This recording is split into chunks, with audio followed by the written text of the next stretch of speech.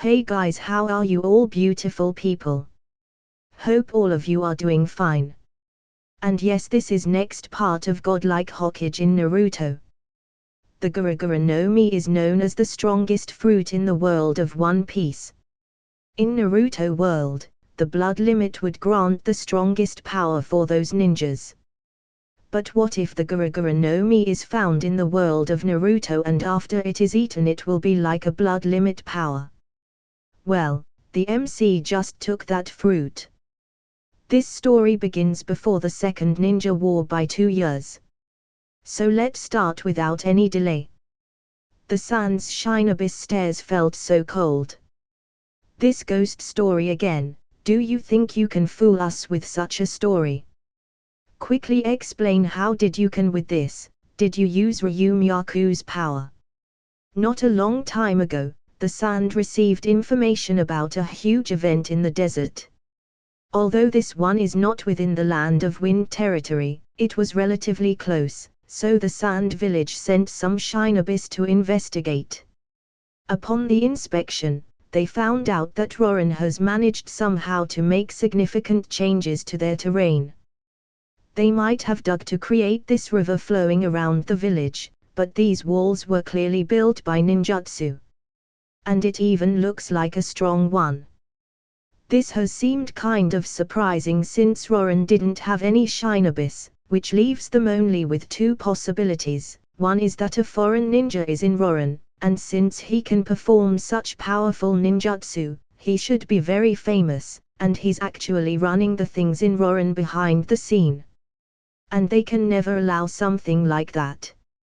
As for the second explanation, is that Rorin has found a way to use the powerful chakra of Ryumyaku. In this case, they needed to know everything about it and get it to themselves. If it was the first case, they were gonna kill him, but if it's the second, it will be beneficial to them. So, in either case, they were gonna turn the village upside down. We're telling the truth. An injured guard clenched his teeth and said to them, it has nothing to do with the source of Ryumyaku. It was a god who helped us. The Sans Shine Abyss looked at each other, then frowned slightly.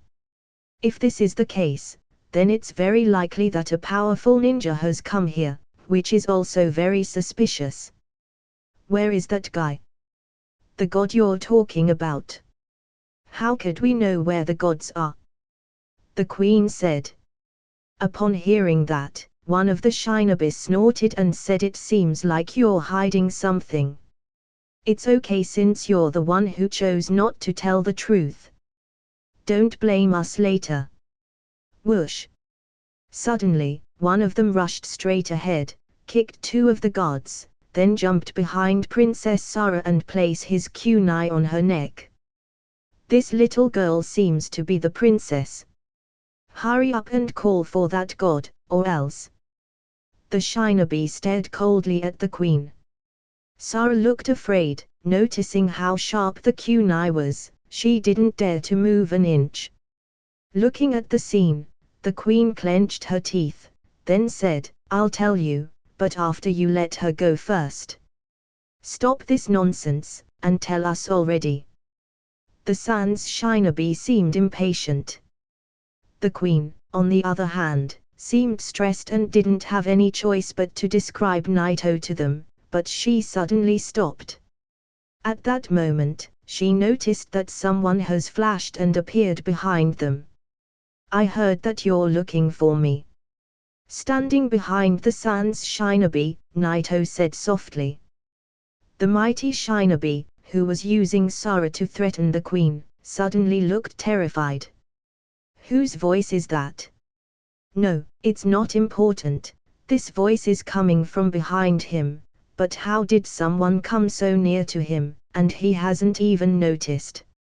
His body froze, he couldn't turn around, because he knew that this person should be the same man who managed to landform this village. He should be powerful, thus, it wasn't wise for him to move, he could only rely on the others around him. At that moment, he could only look at these companions for help, hoping that one of them will save him. then they will gank him together. What surprised him at that instant, is that none of his companions dared to move, as if they got petrified. What the hell? The shinobi gritted his teeth and cursed. Did he get caught in a genjutsu? He couldn't count on his companions, he could only rely on his power, so he let go of Sara's neck, then turned and waved his kunai behind. Ha! However, when he turned around, he found that Naito was a few meters away. Seeing how Naito was that far away, the shinobi felt relieved and was about to continue his attack, but the moment he took another good look at Naito's face, he suddenly got stunned. His expression seemed precisely the same as the one on his companions' faces. Click! He could no longer hold his kunai, and it fell directly on the ground. However, that was the last sound they heard. Even Sara, who has just escaped the danger, didn't make any sound, and everyone looked at Naito. As soon as she heard Naito's voice, the fear in her heart faded away. And when the ninja took his kunai off her neck and turned around, she took a few steps away, then looked at Naito. However, what made her surprised, that Naito didn't even make a move, but that mighty shinobi, who could take their guards alone, stopped moving the moment he saw Naito. And he even lost his grip on his kunai, and it fell on the ground. At the same time, Sara also noticed that this wasn't the case only with that shinobi, even his companions seemed all petrified.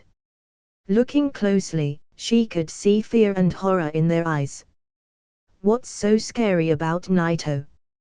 You wanted to know how I look, so did you like what you've seen? Naito looked calmly at them, then said. The Sans shinobis looked terrified. They never thought that the powerful Earth Release caster is actually the god of shinobis. Perhaps in this remote desert, no one knows who Naito was, but these shinobis, of course, they did. Especially the Sand Village, he's like a nightmare to them.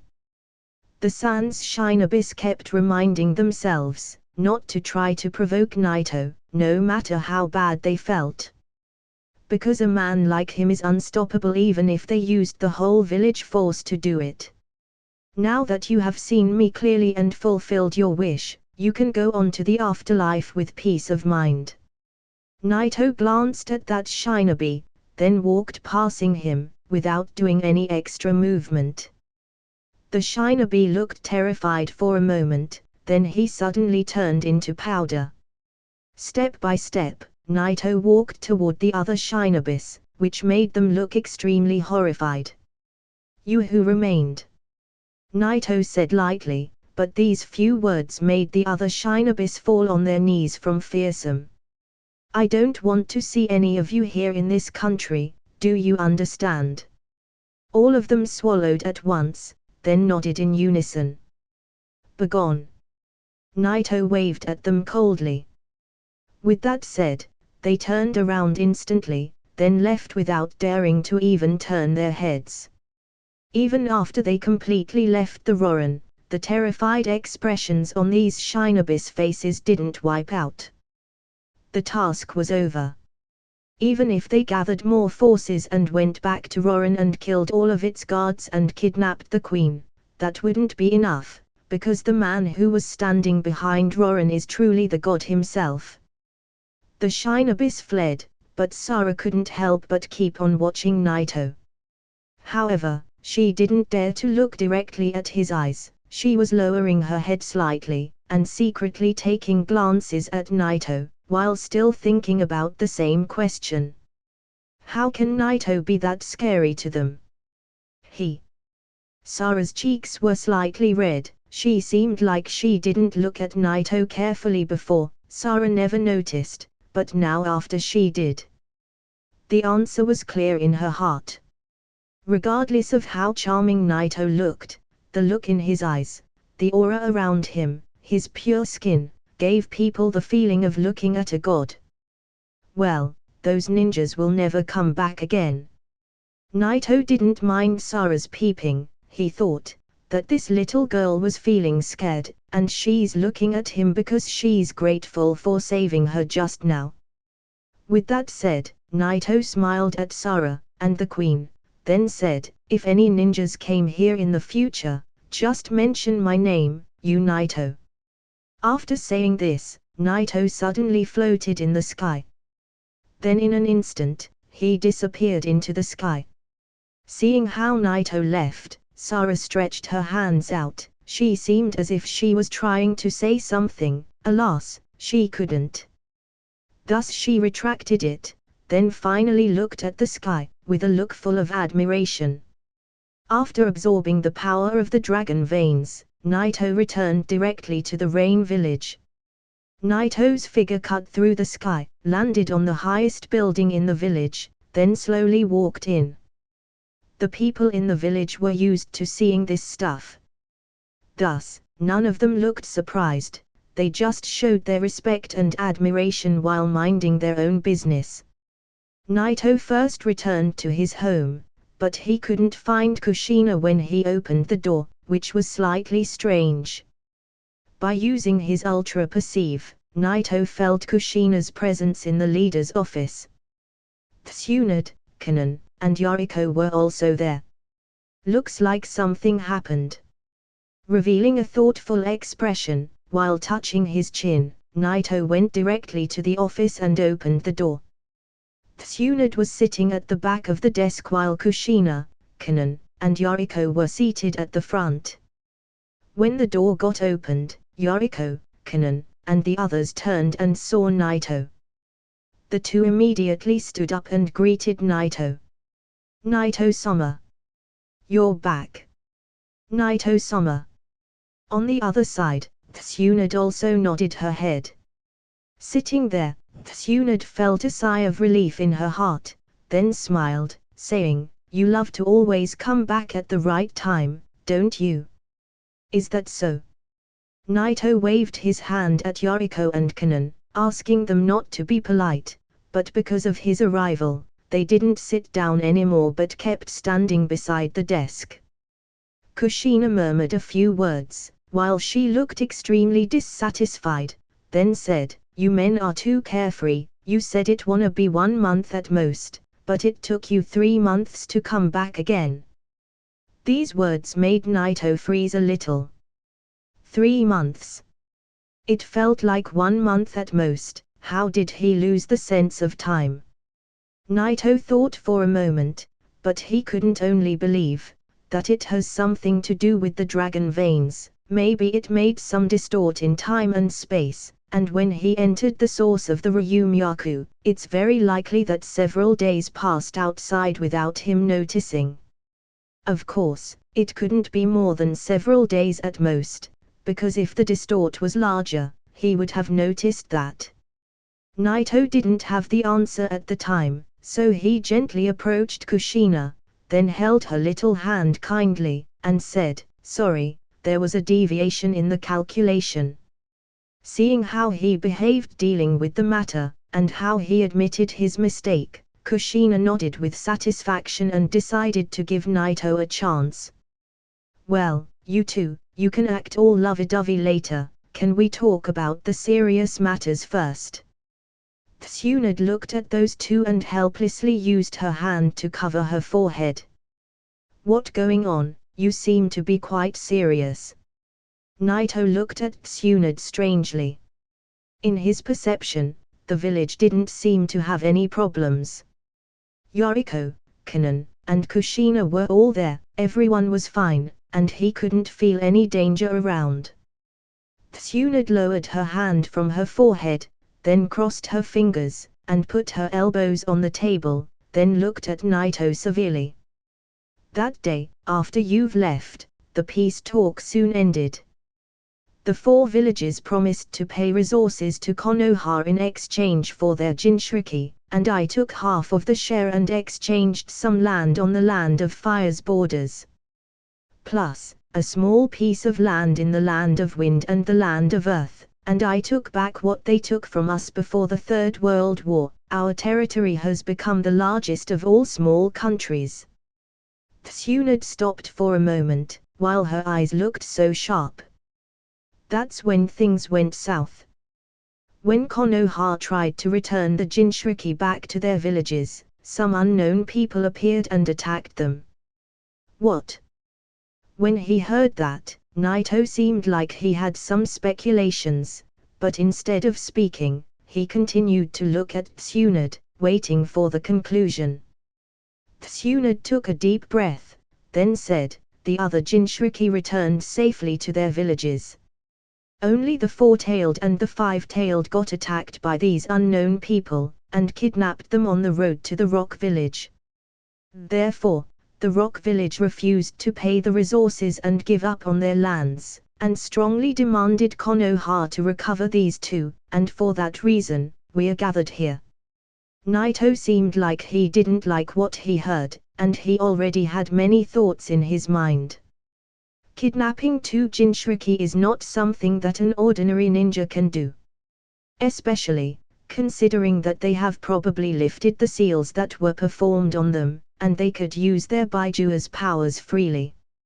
In this case, the people who attacked them should be so powerful, even a half-super Kage level tier ninja wouldn't be able to suppress two Jinchurikis together. There's no doubt that the man who kidnapped them was extremely powerful.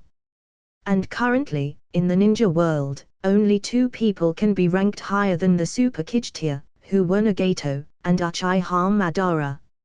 Naito couldn't think of anyone else. Besides, what made Naito confused wasn't the fact they dared to kidnap the four-tailed and the five-tailed beasts, but why they didn't try to catch all of them at once. After all, the absorption of the Baiju can only be applied in order. What did Konoha do? Naito looked at Tsunade and asked. "Ha ha ha." Tsunade snorted, then said, "As if they can do anything. Someone has managed to suppress two-tailed beasts at one time. Do you think Konoha can do anything to them?" Having said that, Tsunade stopped for a moment, then glanced at Naito and said, "If you don't act fast and solve this, people will suspect that you did it because there isn't a lot of people with such a strength in the world. Indeed, when it comes to suppressing the Baiju, the first person to think of is Naito. Konoha is currently working on this incident and looking for these two, but in fact, they have only sent some scouts. They have no intention of confronting those people who are responsible for this act." Naito snorted and said, "It seems that they rather stay out of the trouble than look for these two and exchange them for the materials." Tsunade said helplessly, "Well, if they want it that hard, they can exchange it with some of their lands. After all, it had nothing to do with us, we got our share from that deal." Naito couldn't help but laugh when he looked at Tsunade's expression. If it wasn't for her, they wouldn't have got those supplies in the first place. Nothing can stop this woman from getting what she wants. Even now, after Konoha got in trouble, she wasn't thinking about them, but she was thinking about how she could make some profits for her side, the Rain Village. Of course, Tsunade knew why Naito was laughing. Suddenly, she looked embarrassed, and shouted at Naito, "Hey! What's so funny? What if those people came after us? We need to be ready." "Ha ha, I'm afraid they won't be coming to the rain." Naito's laughter completely wiped out the previous depressing atmosphere. Even Yoriko and Kanon, who looked very worried before, seem relaxed now. As long as Naito-sai here, any problem can be solved. "What are you going to do next?" Tsunade glanced at Naito and asked. "Wait." After he replied, Kushina put the teacup that was in her hands on the side of the desk and sat next to Naito.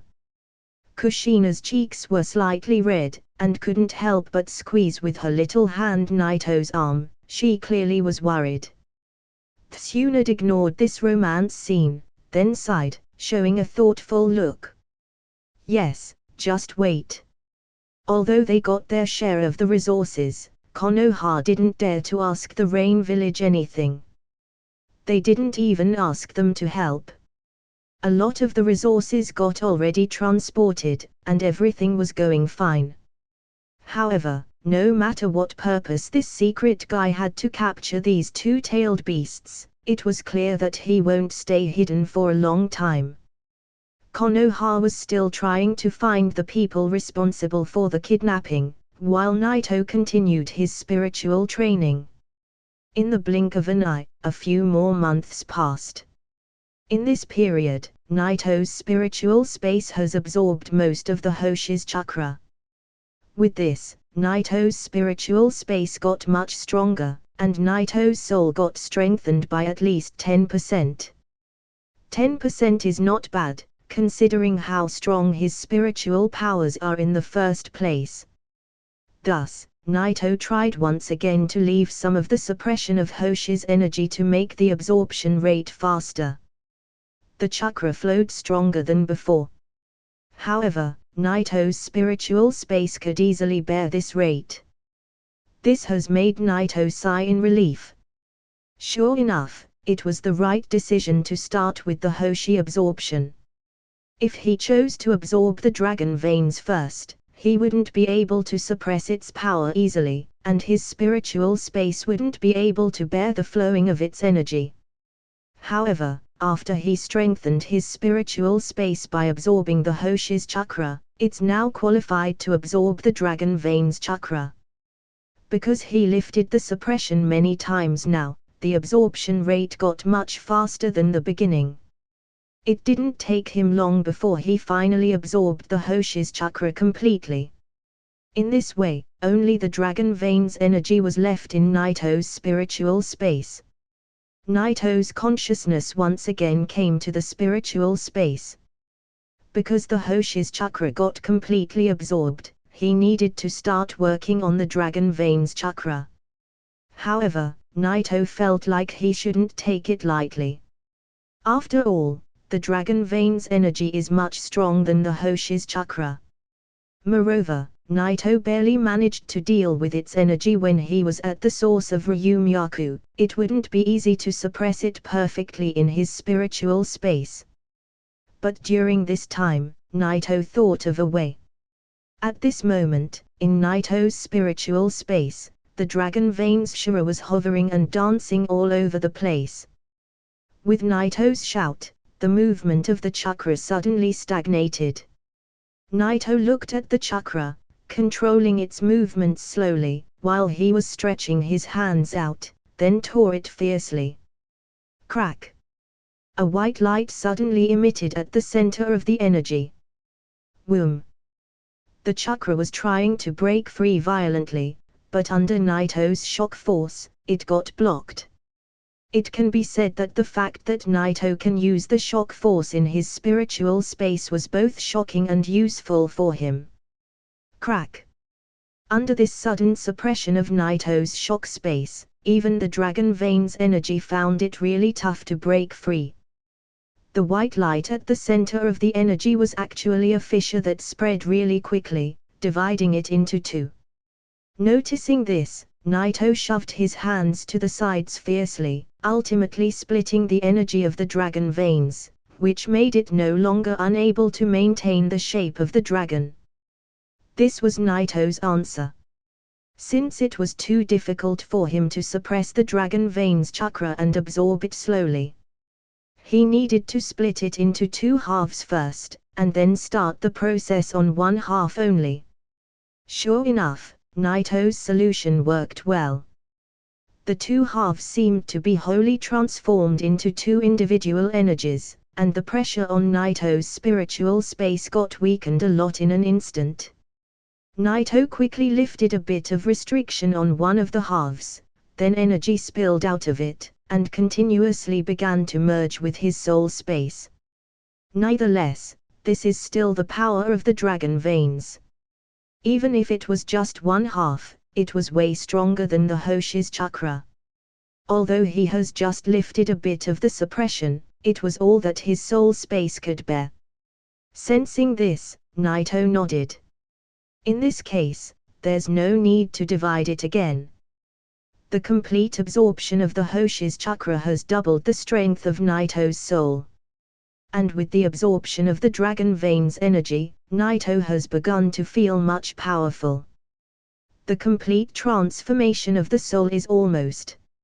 Naito felt excited. After all, even though he's powerful now, he feels like he can only protect himself against a 6th tier enemy. Only by genuinely opening the 7th gate, he will be able to reach that level. During the time Naito was practicing, the Rock Village kept putting more pressure on Konoha because Oniki was now certain that the relationship between Naito and Konoha was no longer functional. It seems like Konoha has made a deal with Naito during the Third World War in exchange for his services, and now that deal is no longer underway. In that case, Oniki didn't need to be afraid of Naito. The war has just ended, no one will want to start another one right away, and it's also Konoha's fault for losing those Jinchuriki. If strength is the most crucial thing during wartime, credibility is the most important during peacetime. Once you have a credibility issue, the tasks issued to that village will be significantly reduced. Although there will be no problems in such a short time, it will significantly weaken the village's strength in the long term. Even the joint Chunin exam of the major villages is all about prestige.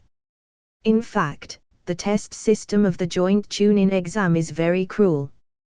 The major villages tries to show off by inviting the small villages to make them foils. Because the 4-tailed and 5-tailed beasts were kidnapped, the Rock Village put pressure on Konoha, and its prestige began to drop from the peak after the Third World War. Coupled with the previous news of Danza's death, that several villages helped to spread around the world. This has made Konoha's credibility drop magnificently. Eventually, Sarutobi decided to resign, and elected the 4th Hokage to take his post.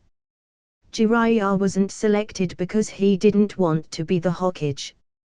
As for Orochimaru, there was a trust issue between these two. Thus, Sarutobi didn't consider selecting him. Therefore, the only one who's left was Konoha's Yellow Flash, Namikaze Minato, who has become the 4th Hokage.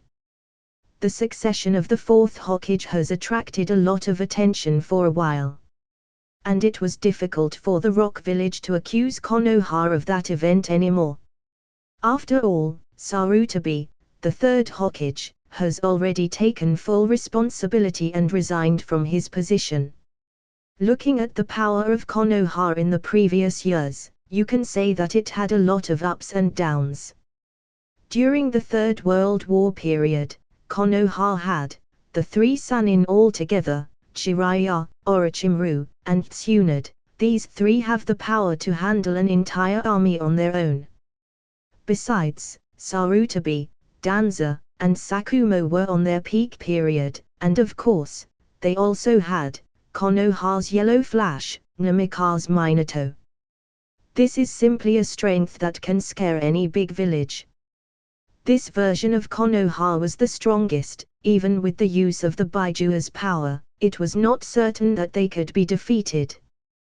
But in just a short period, Tsunade left Konoha and joined the reign. Sakumo got killed by the 4th Kazekage. Danza got killed by Naito, causing the relationship between him and Konoha to deteriorate even further. And the 3rd Hokage could no longer resist time, and his body gradually began to go downhill. This has caused the once mighty village to suffer a significant drop in just a few years. Of course, although Konoha's strength got weakened a lot, the existence of people like Orochimaru, Jiraiya, and Minato makes them still extremely powerful, and none of the other major villages can defeat them alone. But fate was still hiding new crises. Before the Edo Tensei was fully discovered, and as his test subjects began to die off, Orochimaru was caught red-handed by Sarutobi. Thus, Orochimaru ran away from Konoha, and became an S-class rogue ninja. Was a real scourge, that made it even worse for Konoha. Orochimaru's defection has caused Konoha's strength to fall even more. These odds changing were certainly enjoyed by the other major villages. Konoha was stronger than them, but now it doesn't seem that better. All of this news naturally reached Naito's ears. Naito wasn't particularly concerned about Orochimaru, but the fact that Minato has become the fourth Hokage was something that Naito cares about. Now that his soul was about to reach transformation of the sixth path's level, Naito started to feel some special forces in the ninja's realm, such as Indra and Ashura's chakra. Indra and Ashura's chakra, including the sixth path's chakra, exist in the world, but ordinary people cannot perceive it. However, the successors of Indra and Ashura are not related by blood. In the original, the first successors were Madara and Hashirama, then Naruto and Sasuke. However, Naruto wasn't related to Hashirama or the Senju, but if you go back, maybe the Senju's bloodlines got mixed with the Uzumaki, and they became distant relatives. Uchiha Madara was a special case. After the transplanted Hashirama's cells, he had the standards of getting Asura's powers. After he merged both Asura and Indra's chakra, he awakened the sixth path's chakra and opened the Rinnegan. Strictly speaking, after he merged both Asura and Indra's chakra, and awakened the sixth path's powers, he himself was no longer Indra's successor. However, just by sensing the sixth path's chakra, it means that the former is not dead. Although some of the sixth path's chakra was taken by Madara, it was only a part, and it doesn't replace his existence. Therefore, reaching that level doesn't actually mean that you've obtained the sixth path's real power. However, these things are not perceived by ordinary people. In fact, even the successors themselves don't know about this. They will be far more powerful than anyone. People like Hashirama and Madara were strong enough to suppress the existence of the entire Shinobi world on their own. It's nearly impossible to actually perceive Indra and Asura's chakra or actually come in contact with the sixth path's will. However, Naito could somehow sense a little bit of Indra and Asura's chakra with his near-transformed soul and his ultra-perceive technique. These two chakras are hovering in the Shinobi world, and will soon be reborn. Indra and Asura's chakra. Naito stood in front of the window, looking at the cloudy sky. The reincarnation of these two will finally come, so what will happen? Will they still be reborn, in Naruto and Sasuke? Or will it change because of me? In fact, at the level that Naito has reached, he no longer cares much about Indra and Asura's chakra. The only thing that he cares about is the sixth path's true powers. But with his current strength, the only thing that he could sense was a little bit of Indra and Asura's chakra. That was his limit.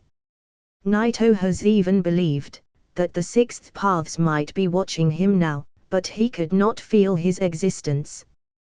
This feeling was awful, but it also made Naito more eager to complete the soul transformation, and open the seventh gate of the Hakemon Tonku.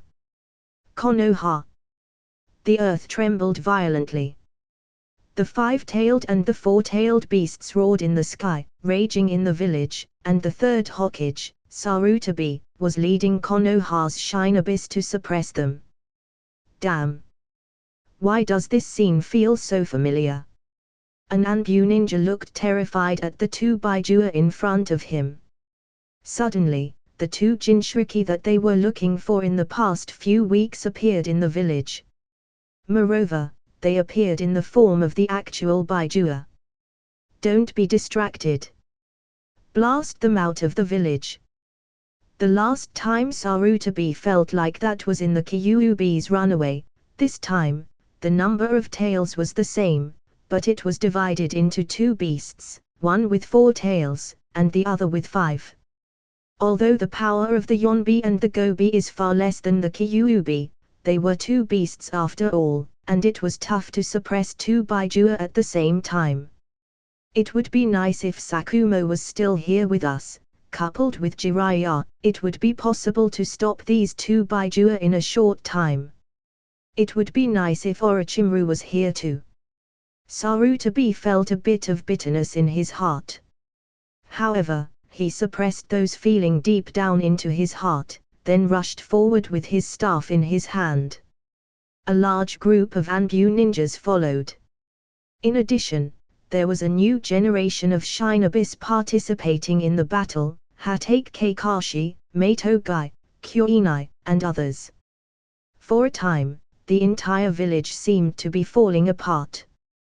The momentum was immense, and the village was taking enormous damage.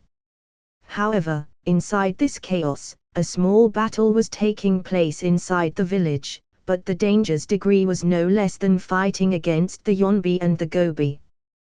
Damn! Who the hell are you?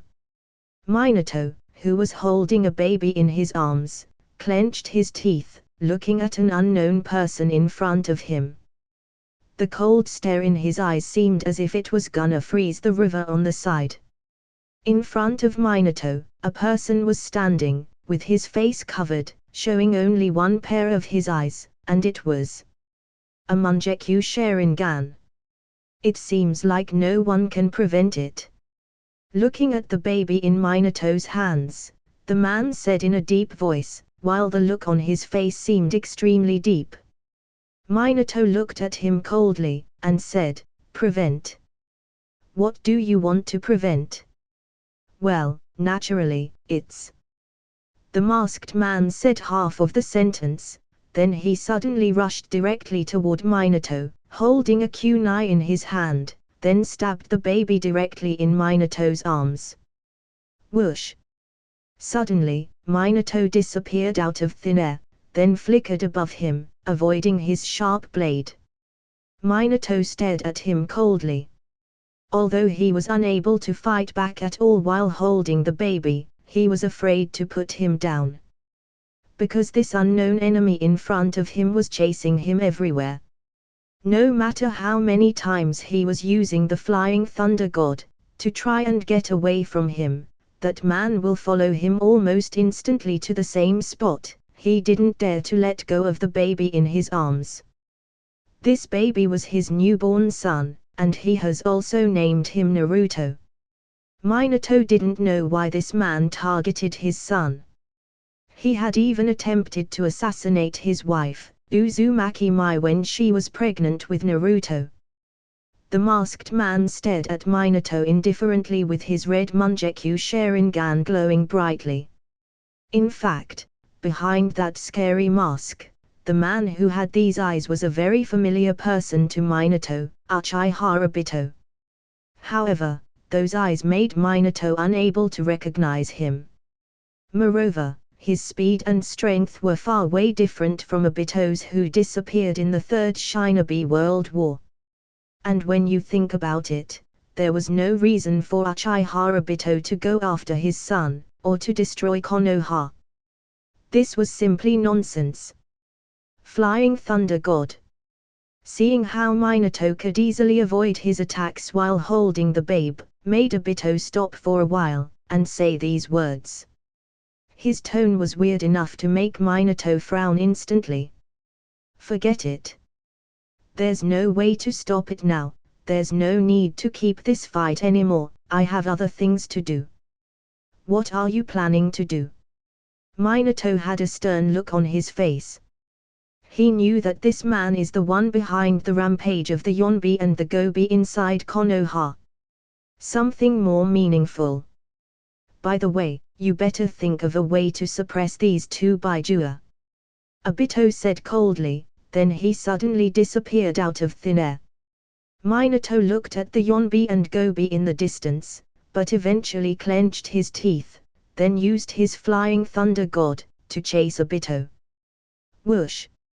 Instantly, Minato appeared in a hidden place. In Konoha, it looked as if it was an extremely old laboratory, with dust everywhere.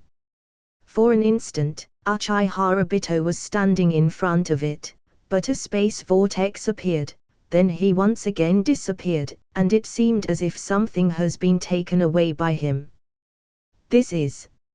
A thoughtful expression appeared on Minato's face, but it immediately got replaced by a cold stare. No matter how many times he thought about it, it seems that this guy is responsible for the Yonbi and the Gobi's attack on Konoha. Although Naruto was still in his arms, Minato no longer looked afraid. Boom! A Biju Udama slammed down, blasting the area in front of it, and turning it into a vast pit. Numerous ninjas got blown out by the impact, spurting blood out of their mouths. Damn it! Kakashi was breathing heavily, looking at the Yonbi and Gobi in front of him, then said, "This strength. How could Naito-sama easily suppress them before? Shit, even with the fifth gate, I can barely keep up with it. How is this possible?" Guy stood next to Kakashi. These two used all of their strength to get the upper hand over these tailed beasts, and still, they couldn't stop them. On the other side, Anko's performance was the most surprising. No one expected that this girl's strength would be no less than Kakashi, comparable to an elite Jonin. However, on such a battlefield, even the elite's strength doesn't have much effect, and it's challenging to block the attack of two Biju. At this moment, there are only two people who can truly stand toe-to-toe in front of these tailed beasts' attacks. One was with blue vapor around his body. And it was Guy's father, Mato Dai, who has already opened the seventh gate. Still, he could barely fight with tailed beasts, not to mention, suppressing them. The other one was the third Hokage, Hiruzen Sarutobi. Although his strength was going downhill, these were only the Yonbi and the Gobi, which were much weaker than the Kyuubi. He could still fight back. At this time, Jiraiya wasn't in the village, which also was problematic. Otherwise, he could also help them using his Sage mode. Apart from that damned man, you're the first human to be able to stand in front of me. The Yonbi looked at Guy in front of him and said in a deep voice. But, you're far worse than him. The Yonbi roared, and pounded his chest with his two fists, then rushed forward, with all of the Konoha's ninjas falling back in horror. Listening to the Yonbi's roar, Guy's expression gradually became calmer. "And what's wrong with what you've just said?" In Konoha, Minato and Obito were constantly teleporting from a spot to another. Minato was still holding Naruto in his arms. Thus, he couldn't get the upper hand on Obito, yet, he managed successfully drag him. Obito obviously didn't want to be entangled with Minato. It seemed that there was another important thing that needed to be done, but Minato didn't give him a chance to flee. The reason why he didn't succeed in the previous assassination was Uzumaki Mai, who protected Naruto desperately, and Minato, who would have failed to save both if he arrived 1 second later.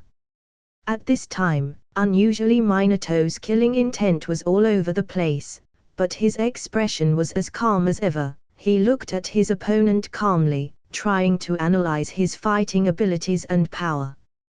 "Are you sure you want to fight me here?" Obito's tone was weird and completely different from how he originally sounded. It gave an extremely dark feeling as if two voices were fused together.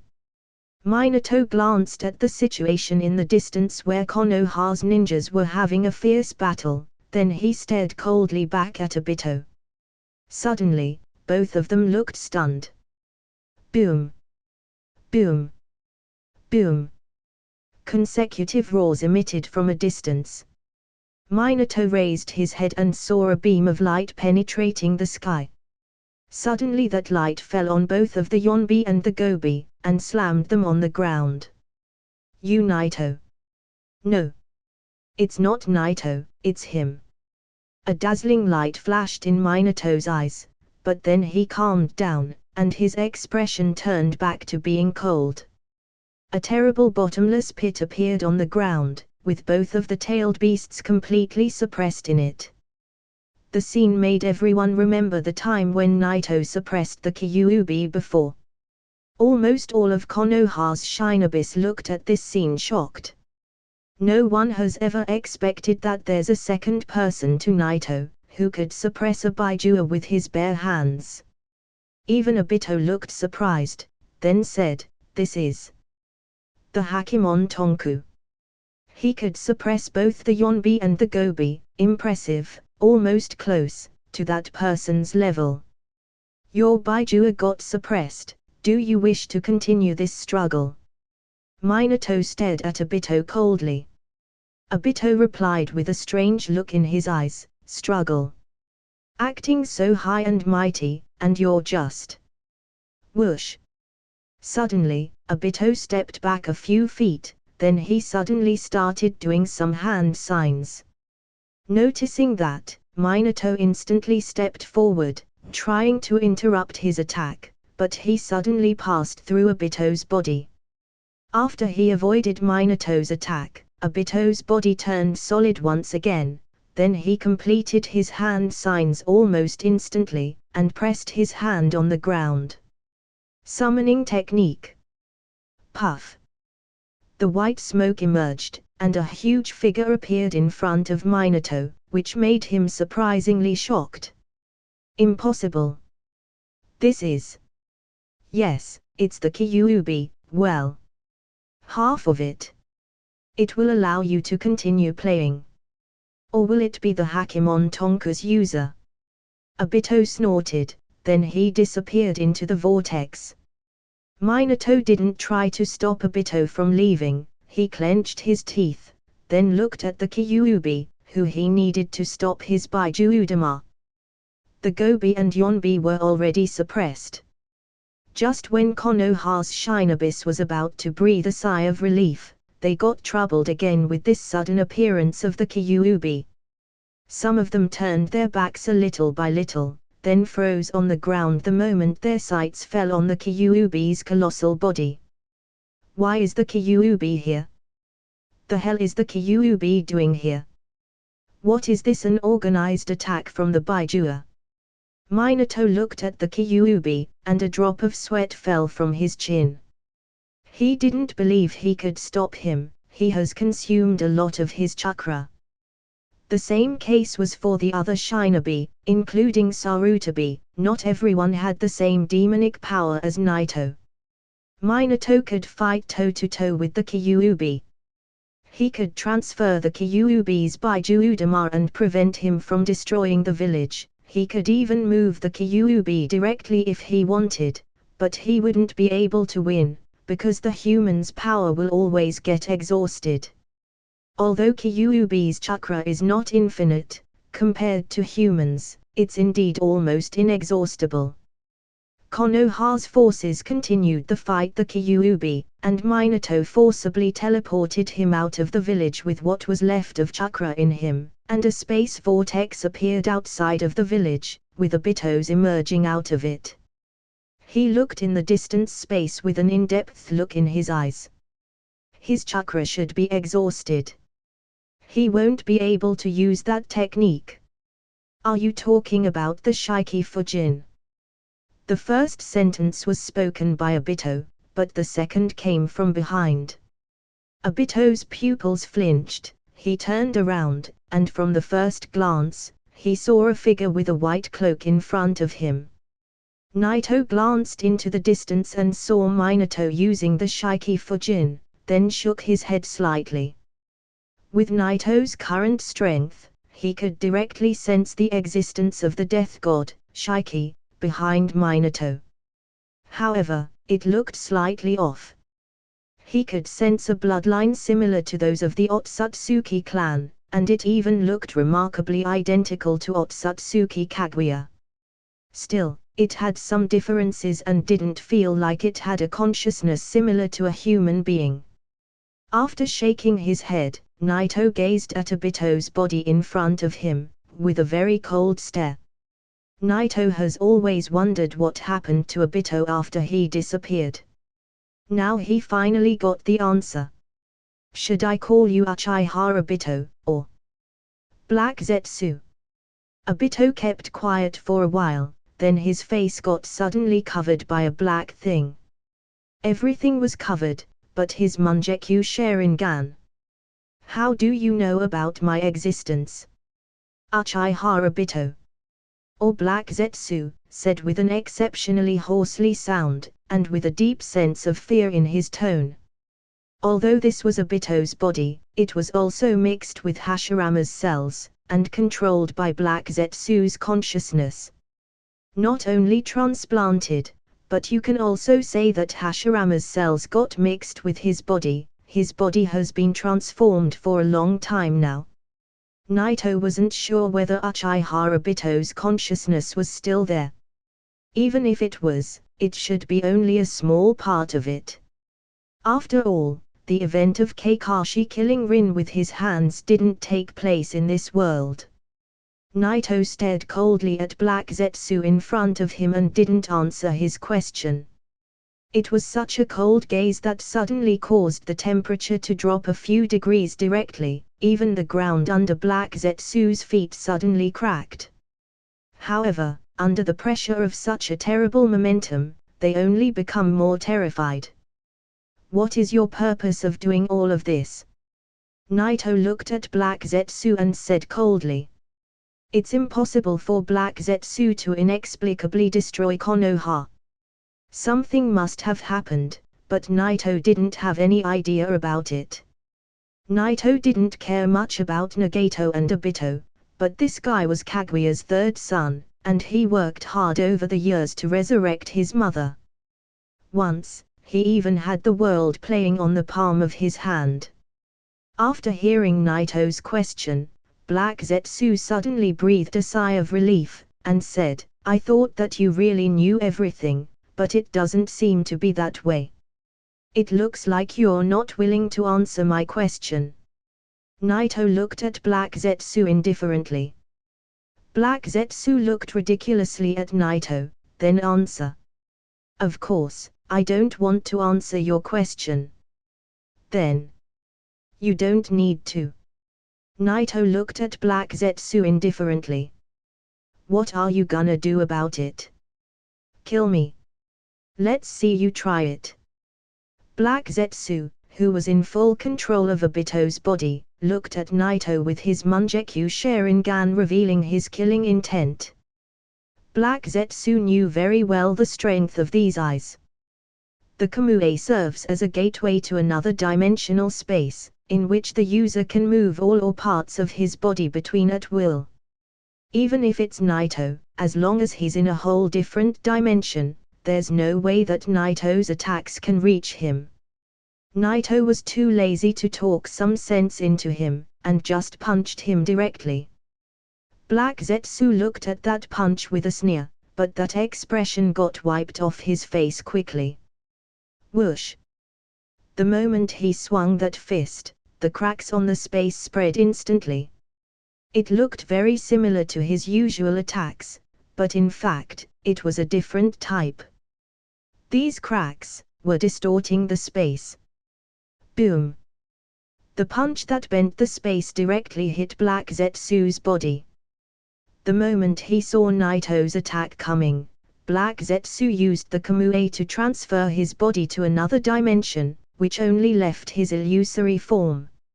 However, Naito's punch opened another dimensional space between the two dimensions and connected his punch to Black Zetsu's body, bombarding him.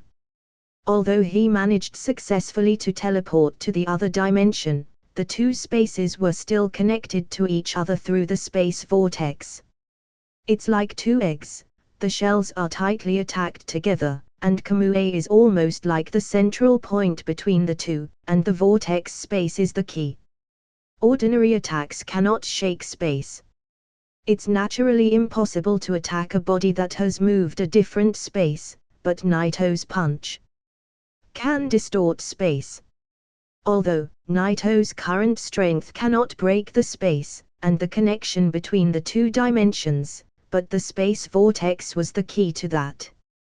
And since Naito's strength can bend the space, he could transfer part of the shock force through that wall connecting the two dimensions. Therefore, even with the use of the Kamui, Black Zetsu wasn't completely immune to Naito's attack. Augh. Black Zetsu spit out blood. Of course, that blood was actually Ushio's blood. Black Zetsu had an extremely strange form, as if it was pure spiritual energy. If Naito's force didn't get weakened a lot by passing through another space, he would have died. After spitting the blood, Black Zetsu looked extremely horrified. Impossible. This is impossible. How did you manage to attack me? The power of these eyes. Looking at how terrified Black Zetsu looked, Naito looked at him ridiculously. He knew Kamui's weaknesses, and even if he didn't, his power was enough to beat him. The Kamui, you can use a space vortex to transfer yourself to another space, or you can suck other things inside it, and also you can obtain an illusory form, and exist in both dimensions. A perfect ability, but it has weaknesses. These few words made Black Zetsu even more terrified. Why does Naito know all of this? He never showed this ability twice, and no one knew about it besides him. When did Naito see it? Why does he talk about Kamui as if he has seen it before? Under all of these unanswered questions, Black Zetsu didn't dare to comfort Naito anymore and tried to use his Kamui to flee. You're going already. The moment his sound emitted, Naito's body suddenly flickered and appeared in front of Black Zetsu, then punched him. Want to run now after you've provoked him? Boom!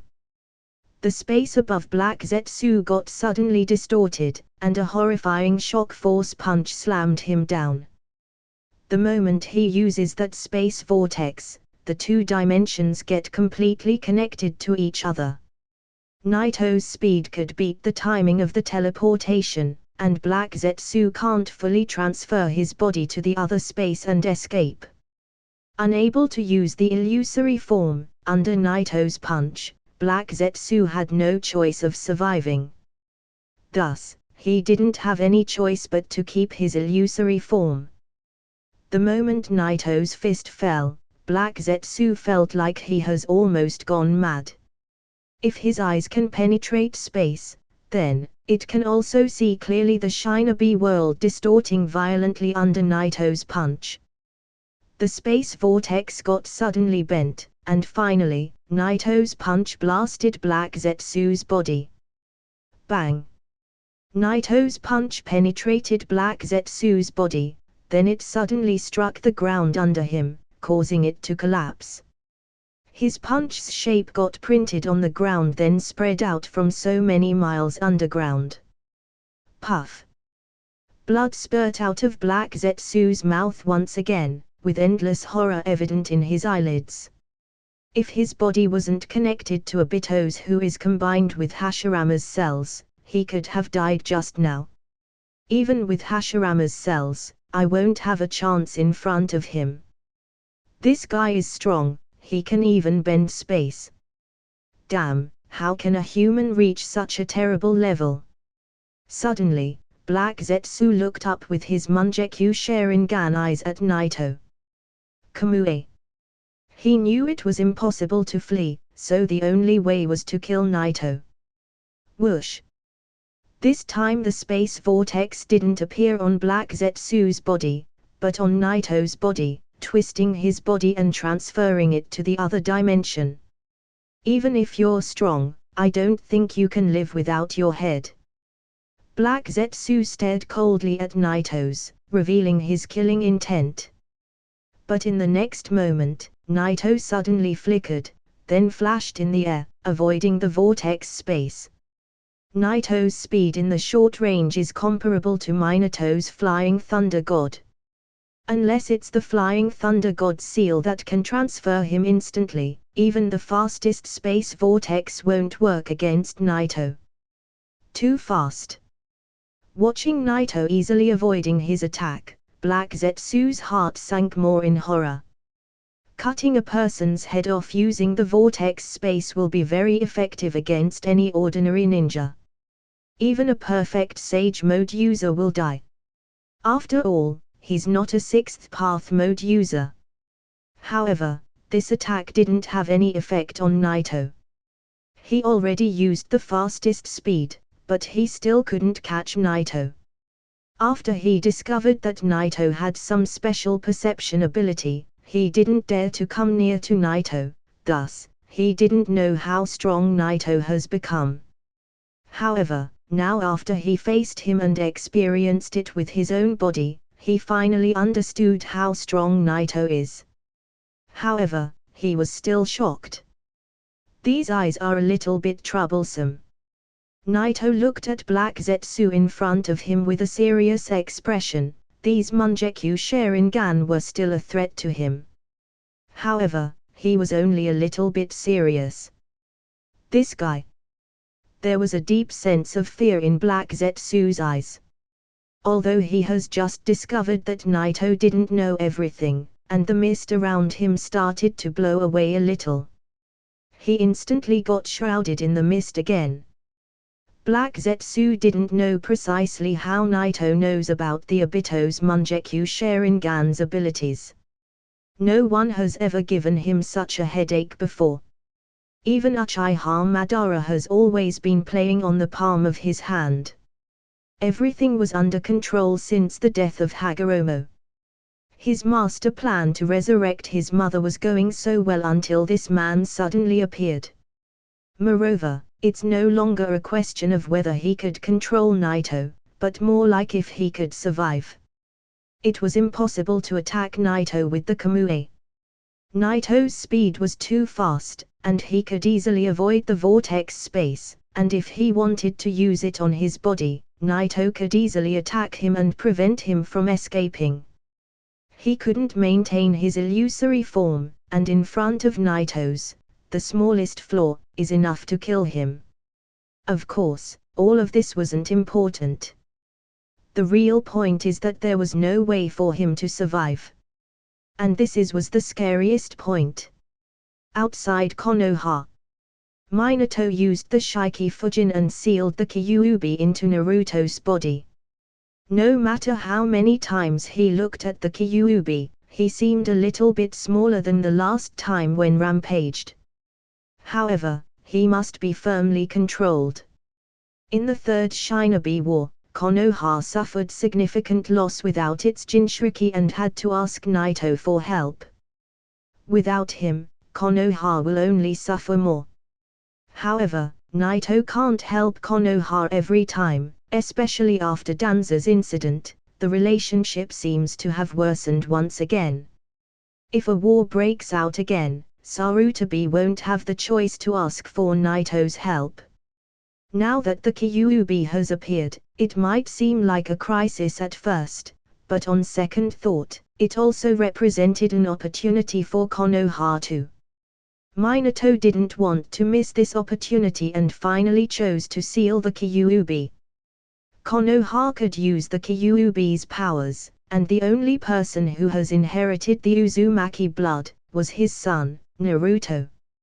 Minato temporarily closed the Kyuubi's chakra with the 8 trigram sealing style seal, leaving only a small part of that he has being sealed in his body.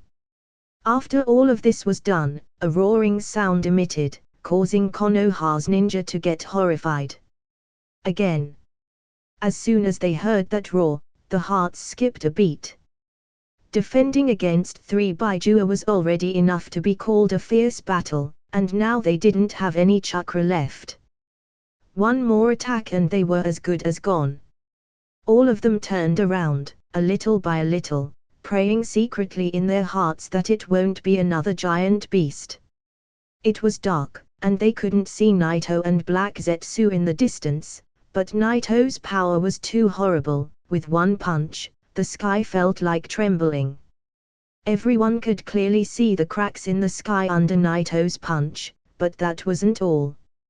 Even the mountain that was holding him and Zetsu got smashed. That's HolyOniiSama.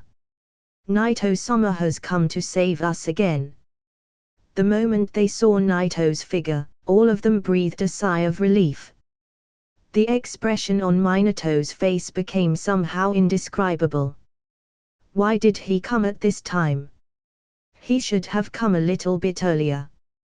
He felt extremely depressed, but Minato couldn't blame Naito. He could see the person Naito was attacking, but he should be the one responsible for the Baiju's rampage. And although he was so strong, Naito could finish him with a single move. Minato fought for a long time with Black Zetsu, who was controlling Obito's body. He knew that the space ninjutsu that this guy was using was above his flying thunder god. He believed that he could beat Naito in speed with the flying thunder god, but now he appeared to be foolish. It doesn't matter now. It's all thanks to Naito.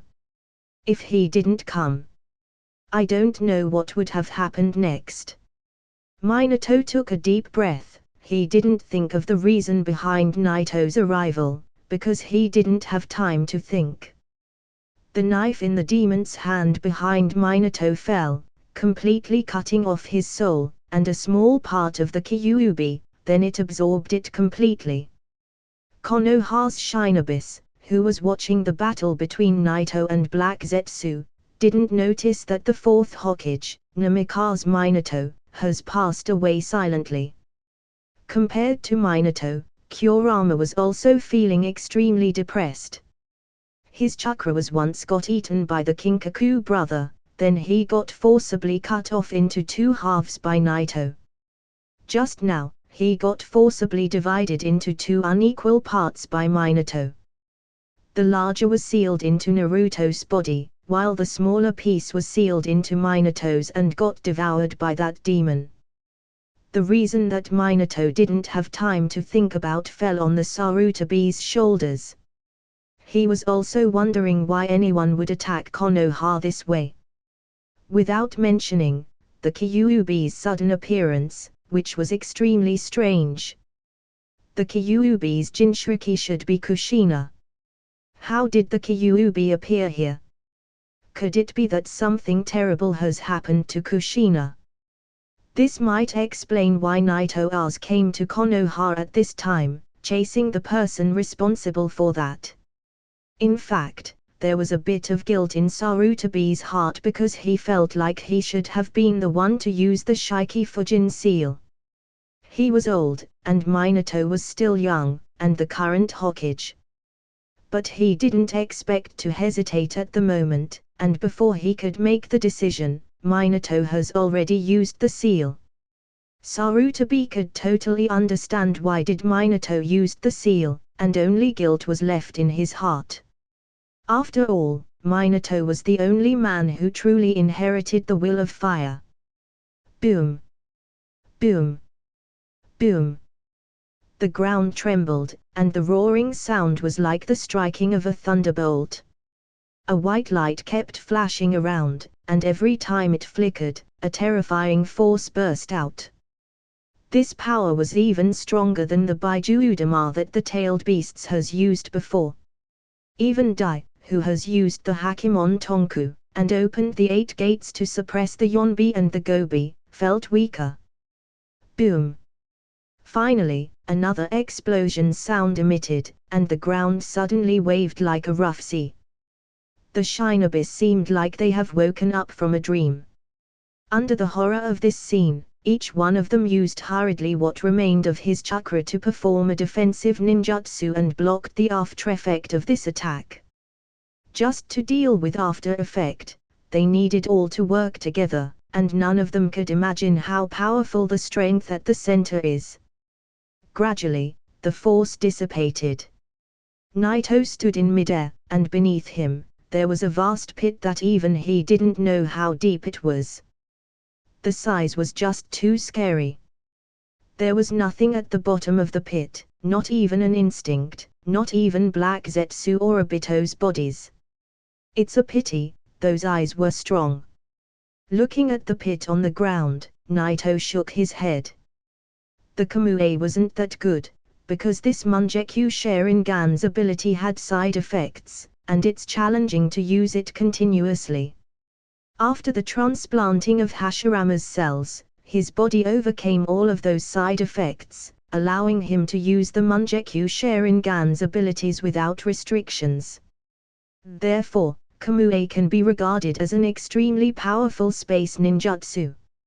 Naito originally wanted to keep these eyes, but he didn't expect that Black Zetsu would completely give up on them along with Obito's body, which resulted in a complete shattering of the Mangekyo Sharingan eyes and Obito, with one punch. At that moment, he teleported to the other dimension of the Kamui, then gave up on Obito's body. Naito stood there, with a thoughtful expression. Those eyes were the only link between the two dimensions. Without them, how would Black Zetsu get out after he entered? Forget it. Although it was impossible, Naito estimated that there must be some way. After all, his existence itself is bizarre. After he shook his head, Naito turned around and looked in Konoha's direction. He was fully aware of what was happening there, and he could only sigh slightly for Minato's death. And for Dai, Naito didn't sigh or get sad. Any ninja who has opened all of the 8 gates should die with his head raised up high in the sky. He's not a lesser hero than Konoha's White Fang. Dai had a glorious fight, and made sure that he defeated the enemy before he took his last breath.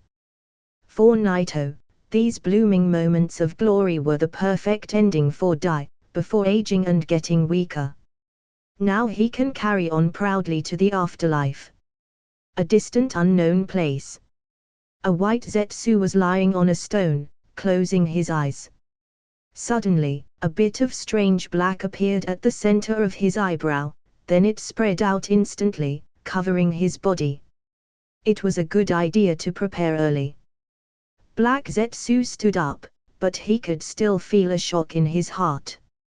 He didn't expect Obito's ability to be inferior to Naito's power. Naito is too powerful.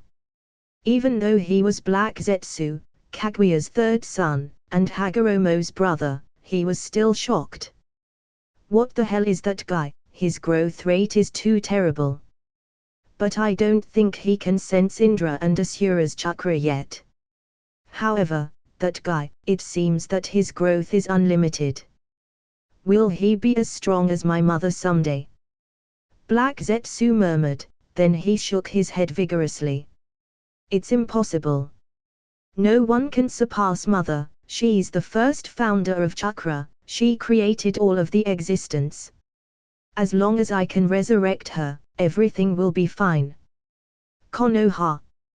Between the woods, a fierce gasp was emitting continuously. Guy was standing there, doing some squat exercises. It looked like regular physical training, but the ground under him was showing cracks, and with every move of his body, the cracks under him were getting deeper. As if he was carrying something weighty. Grunt. Grunt. Breathing violently, finally, after one more time, he could no longer stand up again and then fell on the ground gasping heavily. Yow. The moment he heard that sound, Guy, who looked like he couldn't move an inch of his body before, stood up again and barely kept his balance. Naito jumped from the treetop, and Guy, who was looking at him, nodded slightly. It seems that the 2 stages of the Sage mode have improved you a lot, but unfortunately, that's the end of it. Unfortunately, this is your limit, the 3rd stage is impossible for you.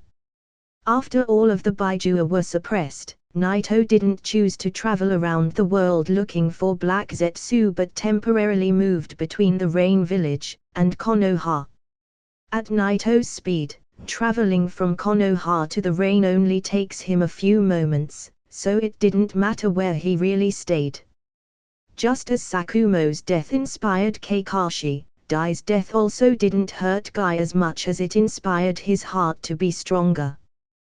When Naito came to pay respect to Dai, Guy asked him to train him. In fact, this was equivalent to worshipping his sensei, and keeping his word to him. Thus, Naito didn't refuse. In fact, Naito couldn't help Guy much.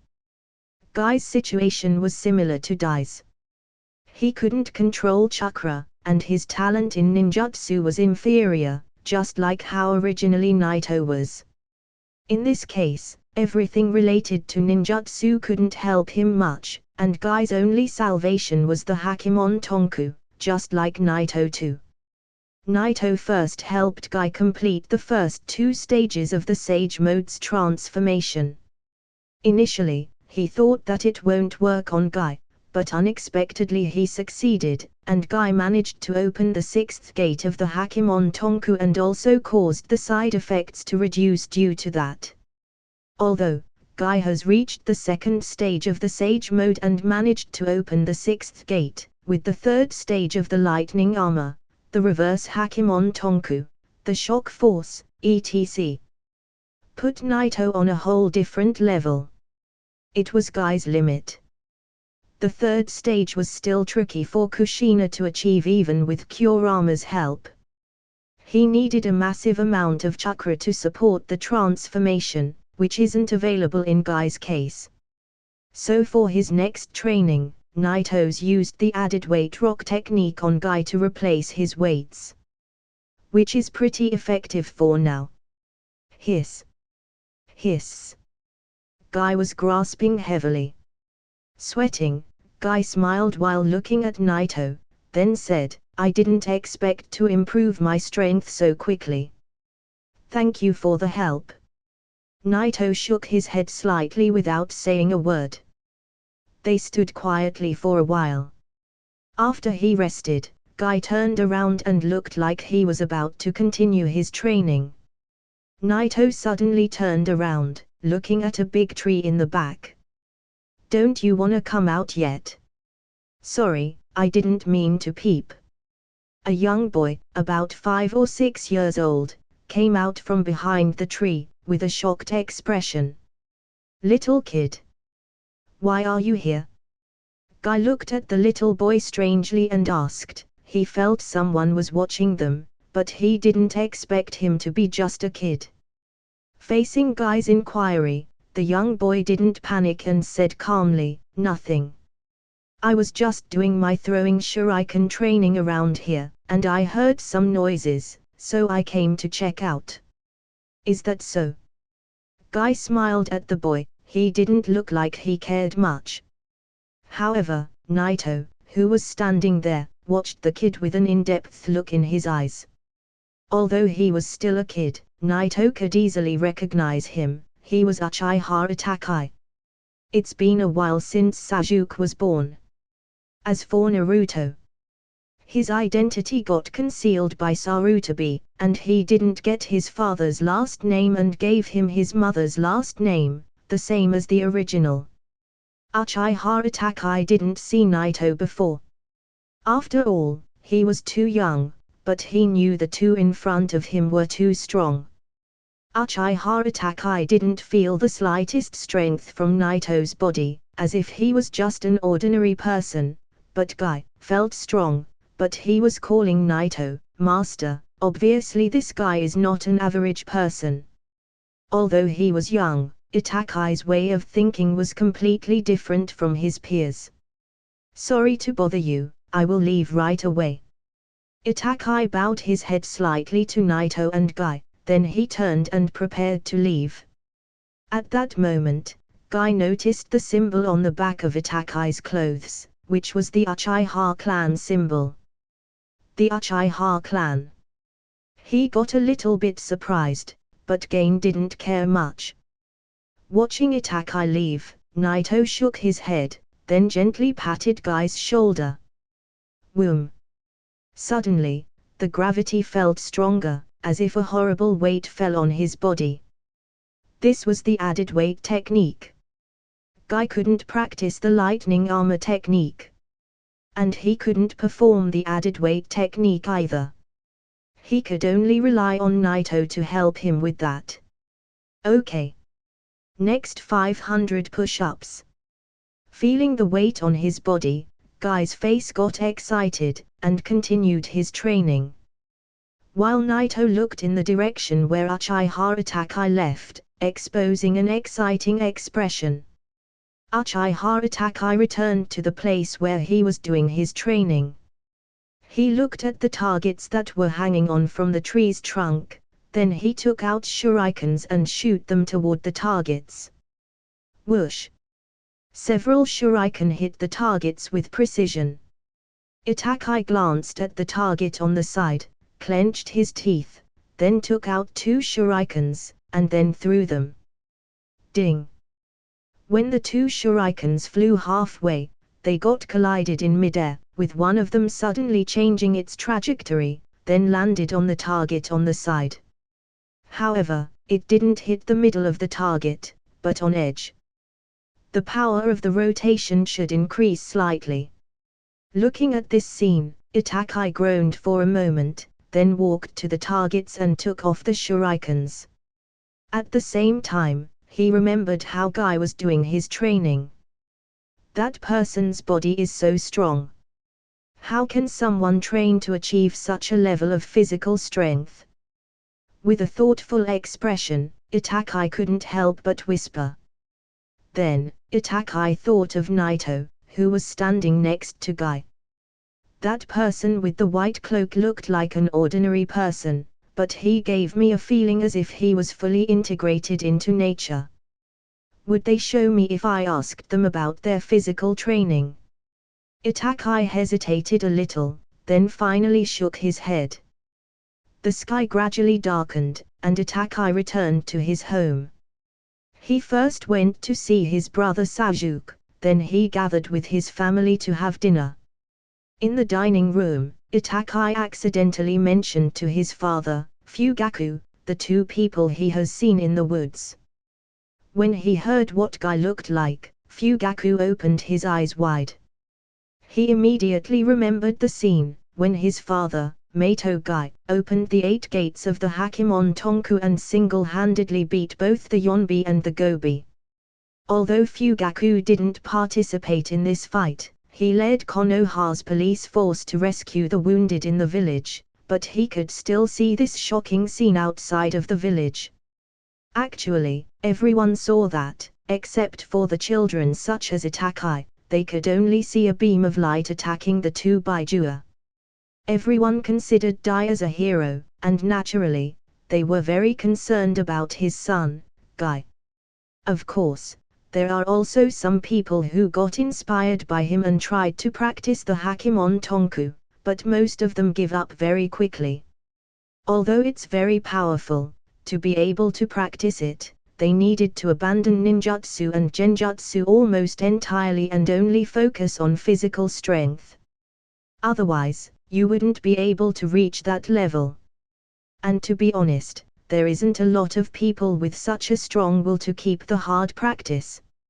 Mentioning Guy caused the flashing of a lot of thoughts in Fugaku's mind, but they all suppressed all of them deep and continued to eat. But when Itachi mentioned a person who looked like Naito, Fugaku's movement suddenly stagnated. Are you sure? Did the other person call him Master? Fugaku's expression became solemn. What happened? Itachi looked at his father strangely, wondering why did he care so much. Fugaku didn't expect that he was still staying in Konoha, but who could prevent him? No one in the world could stop him from doing anything. Fugaku murmured secretly in his heart, with evident awe in his eyelids. Fugaku took a deep breath, barely calming down, then looked at Itachi, and said, if you ever re-encountered him, don't mention to him that you're from the Uchiha. If you ever saw him again, pay your respect to him, don't you ever try to offend him in any way. It was the first time Itachi had ever seen his father this seriously, even when he talked about Sarutobi, the 3rd Hokage, before, he never showed such an expression.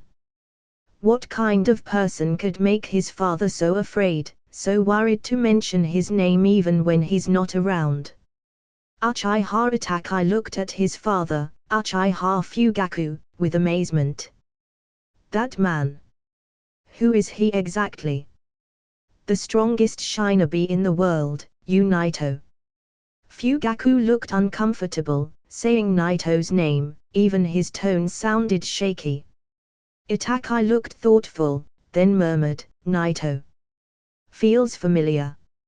Itakai, even though you're still young, but since you've met him today, then you must remember his name because this man stands on the top of the shinobi world. His name represents an entire era. Fugaku's expression rarely showed such awe. Even if he has chosen to kill his son today, Fugaku wouldn't have dared to stand in his way. Naito is a figure of strength in this world that people can only look up to him. Fugaku's words made Itakai couldn't help but feel shocked. A name that represents an era. What kind of power that he has to get such an evaluation? Rain Village. In a spacious and bright room, Tsunade was sitting there, excited as she was holding a dice cup in one hand, shaking it regularly, with her shirt open. The dice kept making a gurgling sound. Come on. I'm gonna win this time. You never win. Kushina covered her forehead, looking at Tsunade, then made a small bet. Tsunade slammed the cup on the table, laughing, too bad, this time, The numbers were all small. Puff. Kushina couldn't help but laugh out loud. Although she had no interest in gambling, it was still fun to see how Tsunade lose. No. One more. Tsunade didn't look shocked at all. In fact, she got more inspired. Just then, the door suddenly got open. Naito walked in and saw this scene in the living room at first glance, then suddenly, his face got darkened. No, not this shit again. It's okay if you love gambling, but don't drag down Kushina with you. One night they got so drunk that Kushina didn't let him sleep for the whole night. Naito showed a helpless expression, but he could understand, this was her only way out. Tsunade had to deal with a lot of affairs every day. She doesn't have free time, and he prevented her from going out to gamble. Otherwise, according to her losing sheet, she might end up betting the village and losing. Speaking of this, Tsunade seems to be cursed. Naito has even doubted that she might have some kind of enchantment applied to her body that makes her lose every time. But even with his ultra-perceive, he couldn't sense that invisible enchantment. Cough. When Tsunade saw Naito, she felt a little bit embarrassed because she was aware of what happened before. I still have some business to do, I will take my leave. Tsunade put away her gambling equipment, then stood up and walked away proudly, as if she was winning all night. Naito and Kushina looked at her back as she was leaving, then looked at each other, and couldn't help but smile at the same time. What happened in Konoha? Nothing. Tsunade sat on the sofa and picked up an apple. Then the golden Kusanagi sword instantly turned into a small fruit knife, then he started cutting the apple. Kushina watched this scene speechlessly. No man with his full mental strength will use such an artifact to cut apples except for Naito. Guy's training is going well. It won't take him long before he finishes it, then I won't need to go to Konoha anymore. We will use that extra time to hang out more. Nice. Kushina sat beside Naito, leaning gently on his shoulder. Naito held her hand kindly, and suddenly he looked surprised. This feeling. You have completed the third stage. Yup. Kushina smiled, then said, Little Fox helped me, he did a good job honestly, and today we completed our training. Kurama got used to Kushina calling him a little fox, he just lay there and felt too lazy to argue with her. Very good. Then next, the 4th and the 5th stage, reaching that level will make you a lot stronger. Naito nodded gently. He was very concerned about Kushina's Sage Mode training. Naito also tried to help Tsunade and Kanon to achieve the first and second stages. Tsunade succeeded easily. After all, she had the Senju's blood flowing in her veins. Besides, her chakra volume was also significant, and basically, they didn't encounter any obstacles. After completing these 2 stages, Tsunade was fully satisfied with the Shikotsu Forest's Sage Mode method. Moreover, with what she was dealing with every day as the leader of the Rain Village, she became less interested in training. As for Kanon, although it was a little bit more complicated, she quickly achieved the first 2 stages. Kanon didn't have good physical strength, her chakra volume wasn't that big. But now the transformation of the Sage Mode has made up for her weaknesses. Coupled with her special paper ninjutsu developed by her, she had enough chakra to support her abilities, which made her almost reach the peak of the Kage level. Besides, Yoriko also completed the first stage, but the second was a bit unbearable for him. "How is your practice?" Kushina looked at Naito and asked. She honestly cared much about Naito's practice than hers. "Slow." Naito sounded a little bit dissatisfied. Although his growth rate has made a lot of people envious of him, Naito's eager mentality for power made him always feel as if it was slow. Kushina showed a helpless expression. She couldn't help but admire his will. Naito wasn't looking to become a Hokage. If he was, it would have been easy. But Naito was already way stronger than a Hokage. He was actually the strongest man alive. Still, he wanted to get stronger. That will is what she admired the most in him, and the fact that he's actually getting stronger was much incredible. Uchiha Itachi looked at his father, Uchiha Fugaku, with amazement. "That man. Who is he exactly?" "The strongest shinobi in the world, Naito." Fugaku looked uncomfortable, saying Naito's name, even his tone sounded shaky. Itachi looked thoughtful, then murmured, "Naito. Feels familiar." "Itachi, even though you're still young, but since you've met him today, then you must remember his name because this man stands on the top of the shinobi world. His name represents an entire era." Fugaku's expression rarely showed such awe. Even if he has chosen to kill his son today, Fugaku wouldn't have dared to stand in his way. Naito is a figure of strength in this world that people can only look up to him. Fugaku's words made Itachi couldn't help but feel shocked. A name that represents an era. What kind of power that he has to get such an evaluation? Rain Village. In a spacious and bright room, Tsunade was sitting there, excited as she was holding a dice cup in one hand, shaking it regularly, with her shirt open. The dice kept making a gurgling sound. "Come on. I'm gonna win this time." "You never win." Kushina covered her forehead, looking at Tsunade, then made a small bet. Tsunade slammed the cup on the table, laughing, "Too bad, this time, The numbers were all small." Puff. Kushina couldn't help but laugh out loud. Although she had no interest in gambling, it was still fun to see how Tsunade lose. No. One more." Tsunade didn't look shocked at all.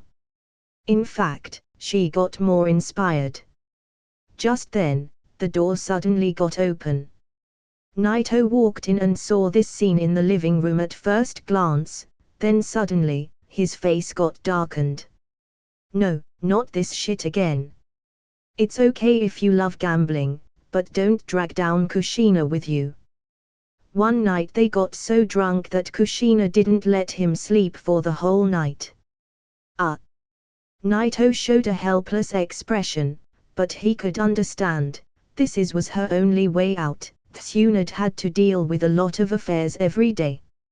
She doesn't have free time, and he prevented her from going out to gamble. Otherwise, according to her losing sheet, she might end up betting the village and losing.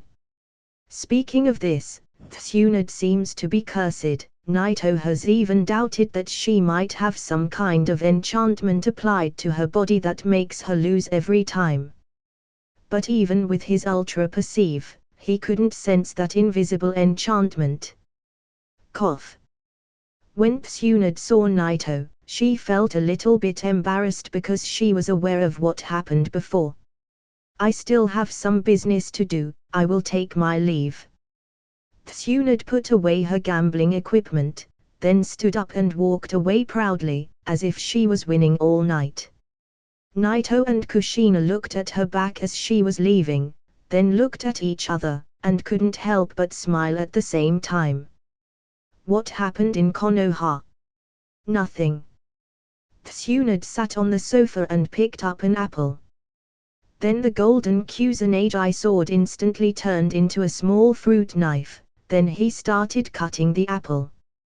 Kushina watched this scene speechlessly. No man with his full mental strength will use such an artifact to cut apples except for Naito. Guy's training is going well. It won't take him long before he finishes it, then I won't need to go to Konoha anymore. We will use that extra time to hang out more. Nice. Kushina sat beside Naito, leaning gently on his shoulder. Naito held her hand kindly, and suddenly he looked surprised. This feeling. You have completed the third stage. Yup. Kushina smiled, then said, Little Fox helped me, he did a good job honestly, and today we completed our training. Kurama got used to Kushina calling him a little fox. He just lay there and felt too lazy to argue with her. Very good, then next, the 4th and the 5th stage, reaching that level will make you a lot stronger. Naito nodded gently. He was very concerned about Kushina's Sage Mode training. Naito also tried to help Tsunade and Kanon to achieve the 1st and 2nd stages. Tsunade succeeded easily. After all, she had the Senju's blood flowing in her veins. Besides, her chakra volume was also significant, and basically, they didn't encounter any obstacles.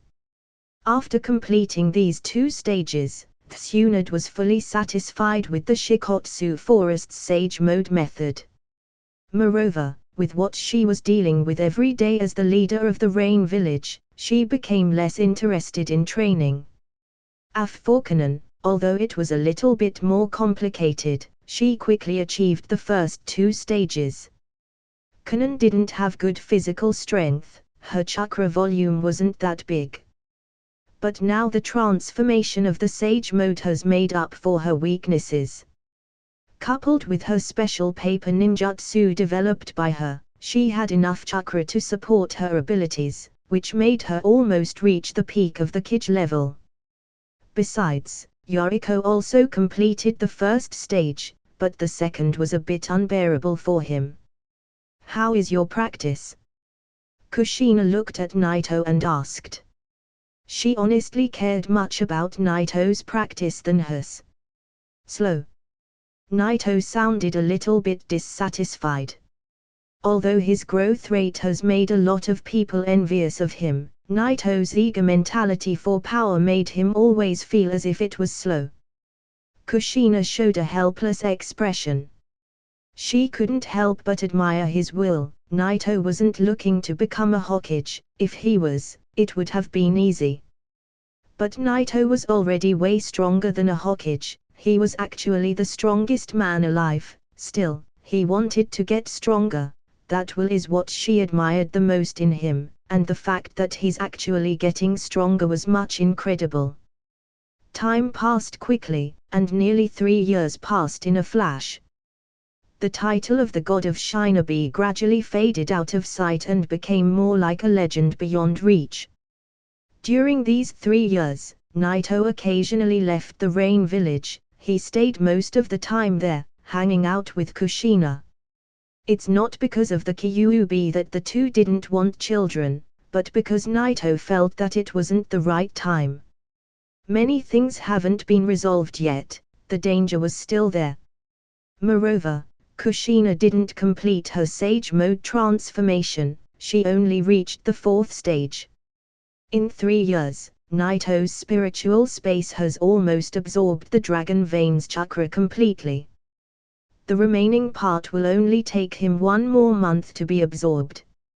For these entire 3 years, Naito has felt an extreme pain related to his soul. For that, he spent most of his time relaxing. He needed a lot of meditation and relaxation to carry on the task. His soul has been under pressure for the entire period, for that, he was so eager to complete the final transformation. The spiritual and physical training is entirely different. Naito didn't understand this fully until later, thus, he needed to slow down the rate of the absorption of the Dragon Veins chakra. If he kept the same speed, he could completely absorb it in less than 3 years. The changes in the Rain Village over the past 3 years were massive. After receiving the resources they were granted from the Third Shinobi World War, and after the expansion, the Land of Rain flourished very quickly, and that prosperity also reached the Rain Village, which is the core of this country. The Rain Village has established its own Academy Ninja, and also a variety of other systems. However, Naito, the first Ankage, didn't care about the development of the Rain Village. The rain was falling. At the highest point of the Rain Village, Naito stood there quietly, looking at the sky. The rain fell around his sides, naturally avoiding his body as if these raindrops had life. Naito often stood here to look at the sky. In fact, just by doing that, he could sense everything in the village, and almost the entire world. Naito, who had a perfect Sage Mode, could easily communicate with the natural energy in the world, which grant him a strong perceptual ability. This perception is also a kind of realization. With the continuous enhancement of Naito's soul, the range of his ultra-perception got bigger and reached a range of dozens of miles. As long as Naito is using this skill, then within that range, even if an ant is crawling, or a person in the corner silently whispering, Naito could see it and hear him.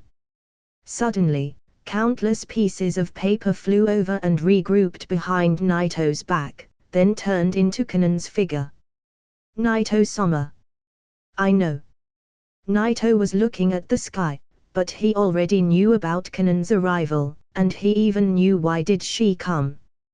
After hearing his response, Kanan stood there quietly behind Naito. After a while, Naito turned around with a deep look in his eyes. "He's really good at hiding. It took us nearly 3 years to determine his location in the Land of Water."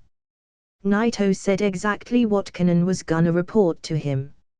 After they failed in Konoha, and Obito got killed, Naito stopped pursuing the person responsible for this attack, but the Rain Village has been chasing the whereabouts of the Akatsuki, precisely Nagato. Naito didn't care about the Akatsuki, but Nagato dared to attack Kushina, and he needed to die.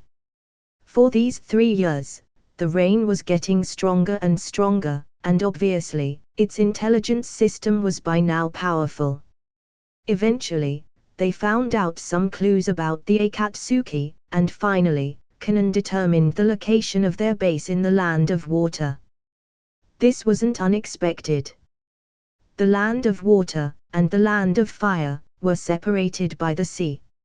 If they want to stay hidden in the dark, the Land of Water would be a compelling location, since they will be far away from the other major villages. Although we didn't determine the exact location. I'd better go to the Land of Fire. Naito's words made Kanan feel astonished. She didn't get the exact location, but Naito has decided to go to the Land of Water in person. "Naito-sama, we didn't get the location yet. For you to go in person, isn't it a little Nah, it's nothing, my practice is almost complete. I will get there and kick them out. Besides, no one can deal with him except for me. After all, he has the Rinnegan. Naito said this calmly, then walked past Kanan's side. There was a slight doubt on Kanan's expression, but she couldn't help but shake her head. Since Nagato chose the wrong path, he needed to be stopped. Besides, Kanan believed in Naito's philosophy. Compared to Yoriko, who wanted to change the world, Naito gave more importance to the people around him. He tried to protect them, and that made them closer. On the vast, endless sea, Naito walked on the waves, with a strange white light glowing under his feet. The waves were extremely peaceful below him. Naito's speed was extremely fast, and even he didn't know how far he has crossed. Finally, when a piece of land appeared in front of him, Naito slowed down. This is the land of water.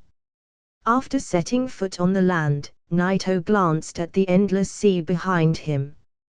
The look in his eye felt deep, as if the infinite sea couldn't fill his eyes. Turning to look at the land of water ahead, Naito left the coast and walked toward it. The land of water is actually very small, of course, compared to the major lands. After the expansion of the land of rain, the area wasn't much smaller than the land of water. Because he didn't know the exact location of the Akatsuki's base, Naito didn't have any choice but to walk forward. He seemed like he was looking for them, but he was actually waiting for his soul's final transformation.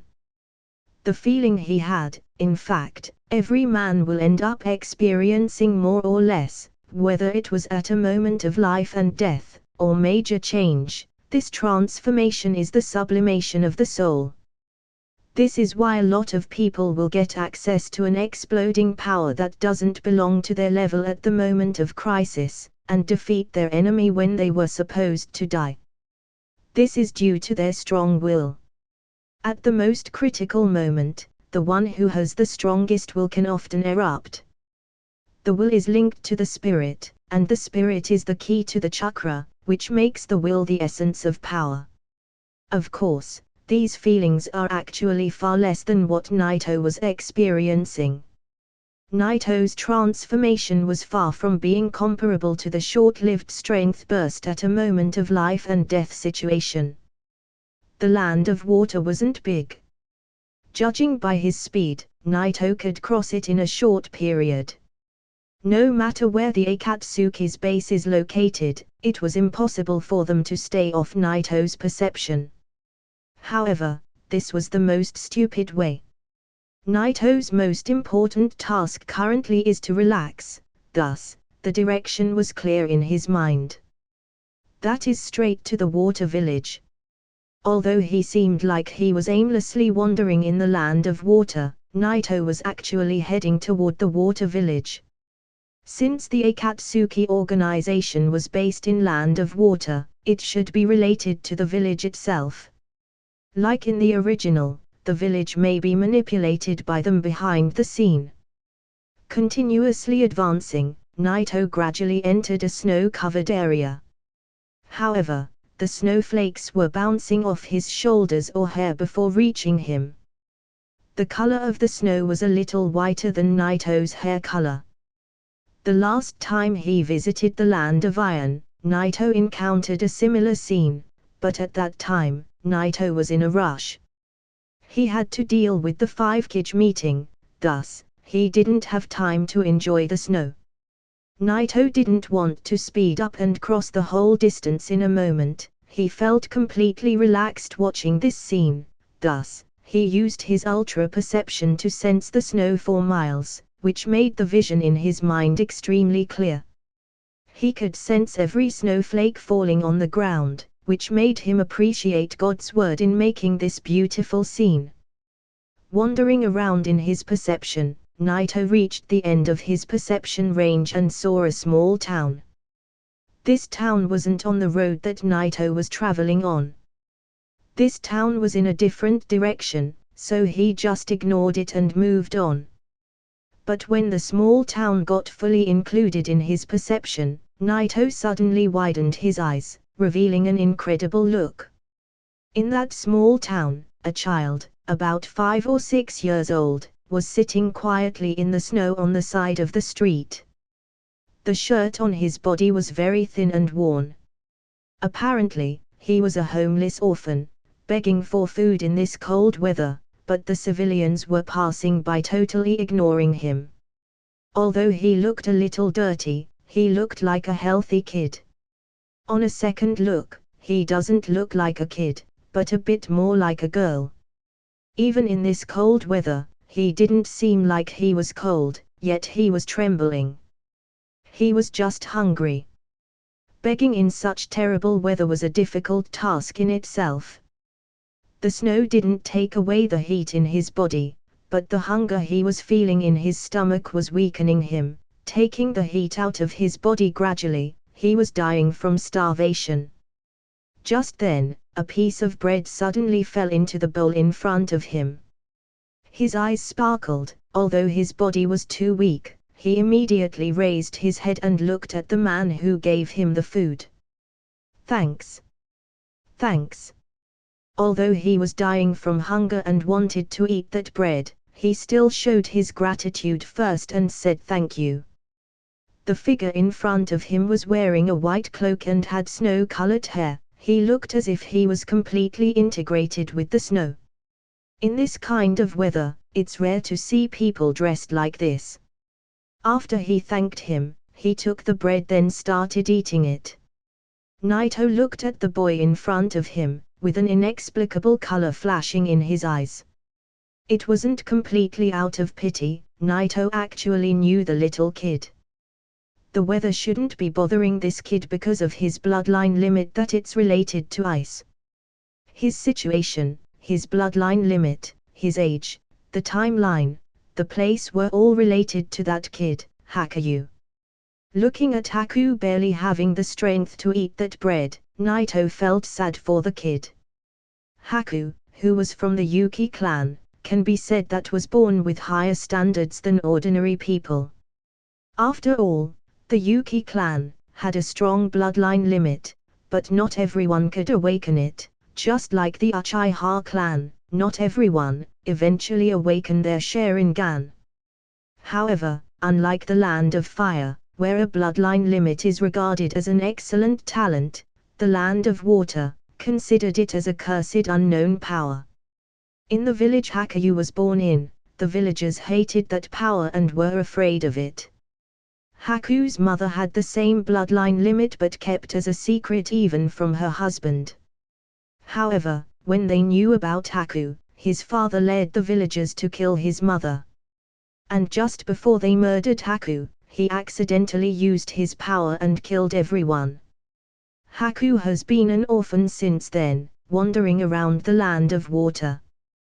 Because of that accident, Haku grew afraid of his talent. Just like the villagers who got killed by him, he regarded this power as a curse. Kimimaro was just afraid and has no goals, just like Haku. They are innocent people who would have lived a different life if they didn't encounter people like Zabuza and Orochimaru. Naito didn't expect to meet him in this town. What's your name?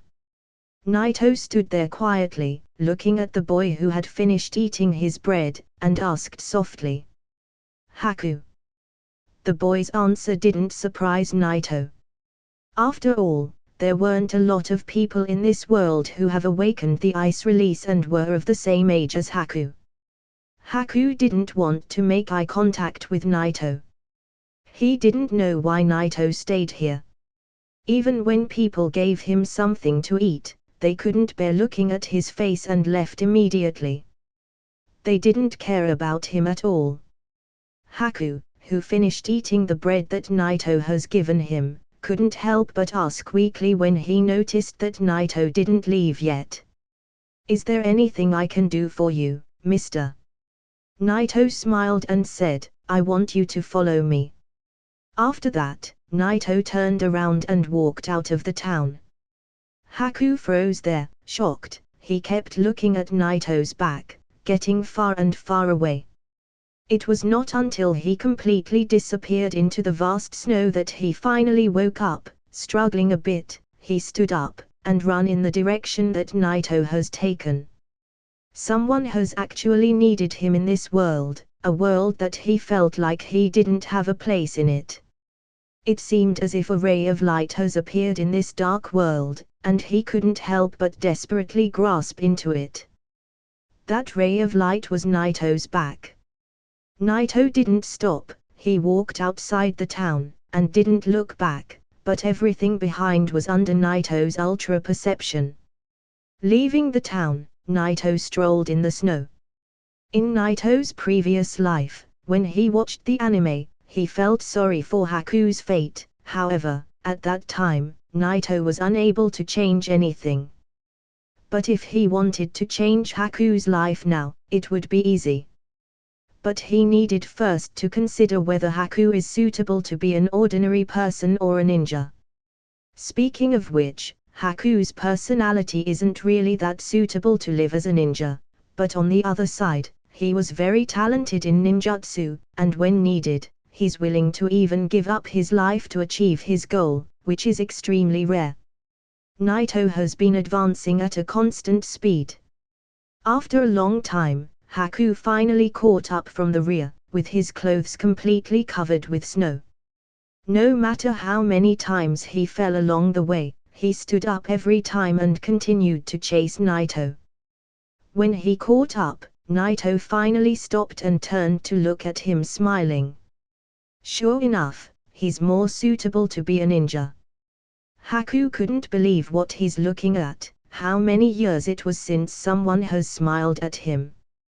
He didn't know, but sure it was a long time, and when Naito did, he felt as if the darkness in the whole world disappeared instantly. Let's go. Okay. Haku didn't know what Naito needs him for, but as long as he does, that was enough. After half a month, Naito took Haku with him on his little trip. After a while, they started to get out of the snowy fields. And gradually, the grass fields spread all the way forward, spreading to the end of the sky. Haku's beautiful little face made it impossible to tell whether he was a boy or a girl. And now that he started eating properly, his body was stronger, and his skin got brighter. The clothes on his body got replaced by new ones. However, it didn't mean that much since he couldn't feel cold due to his special bloodline limit. You should know that each bloodline limit has its own uniqueness. And traveling with Naito has really helped Haku learn about that. In such a short time, his strength grew very fast. Although he wasn't as good as Kakashi, who is a genius, Haku was better than any ordinary student in Konoha's Academy Ninja. After he mastered some of the ice release's strength, Genin level Shinobi's was no longer in his league. Of course, this is also related to Naito's teachings far surpassing those ordinary teachers. Naito's Ultra Perceive could analyze every single movement in his body, which helped Naito easily point out any flaws. At first, Haku was afraid to use his power, but Naito told him that even if it's a cursed power, if he uses it correctly, it can bloom and help him protect the people around him. With these words, Haku got rid of his fear, and finally got a clear goal in his mind, that is, to keep getting stronger until he gets Naito's approval. Of course, Haku's idea is to use his power to protect Naito, because now he only has Naito around him. In this regard, Naito could only smile without saying any more words. The grasslands gradually got denser, bushes and woods appeared, and plants began to appear ahead. As they moved forward, Haku started his training on controlling his ice release. Naito rarely talked, he was just admiring the scenery and giving pointers to Haku, which made the soreness that originally his soul was suffering disappear. Naito's soul transformation and sublimation have inadvertently affected Haku. which enhanced Haku's growth rate and made his control improve quickly. After walking across the grasslands, they soon came to a small town.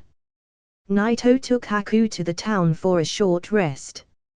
If he was alone, Naito wouldn't have stopped at all, or even need to eat or drink, but he needed to bring some dry food and drink for Haku on the road.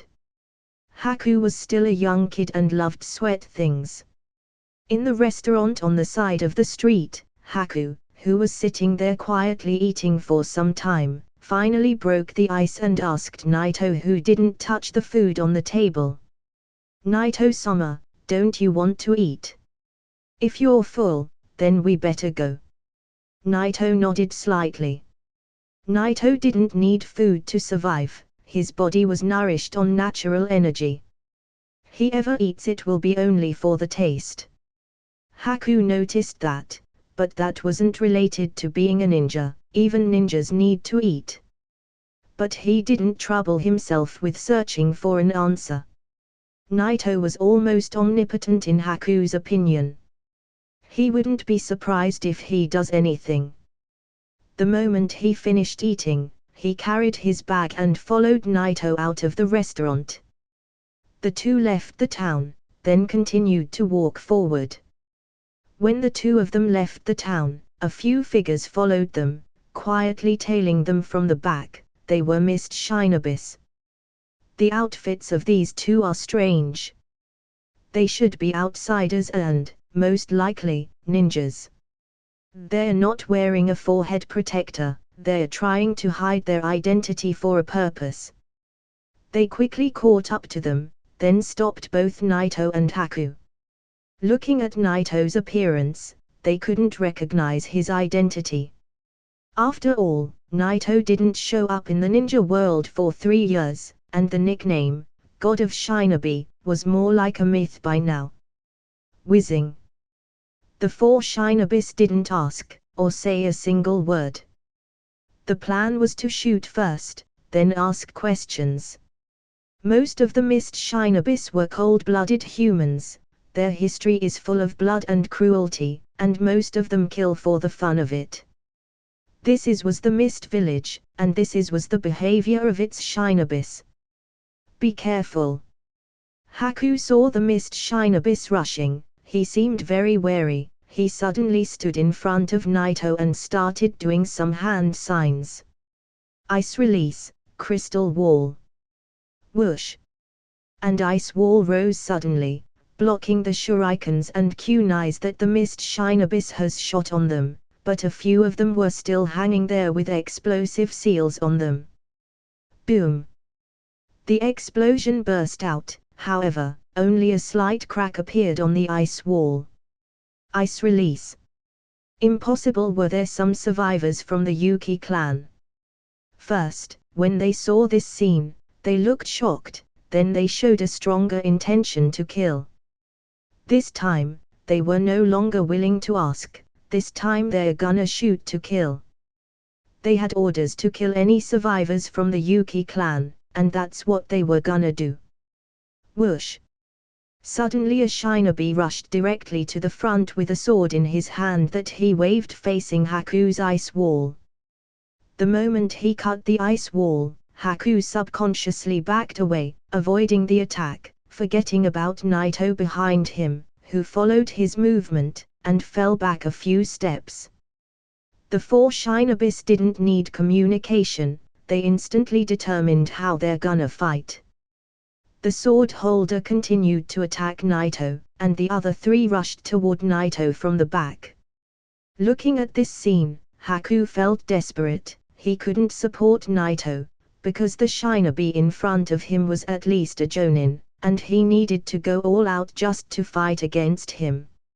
On the other side, Naito, who was being attacked by the 3 shinobi, didn't seem like he cared but kept looking at Haku fighting with the other shinobi. He was excited to see Haku in action. Water release, Dragon Ball. Water release, Blade Edge. Lightning release, Thunderbolt.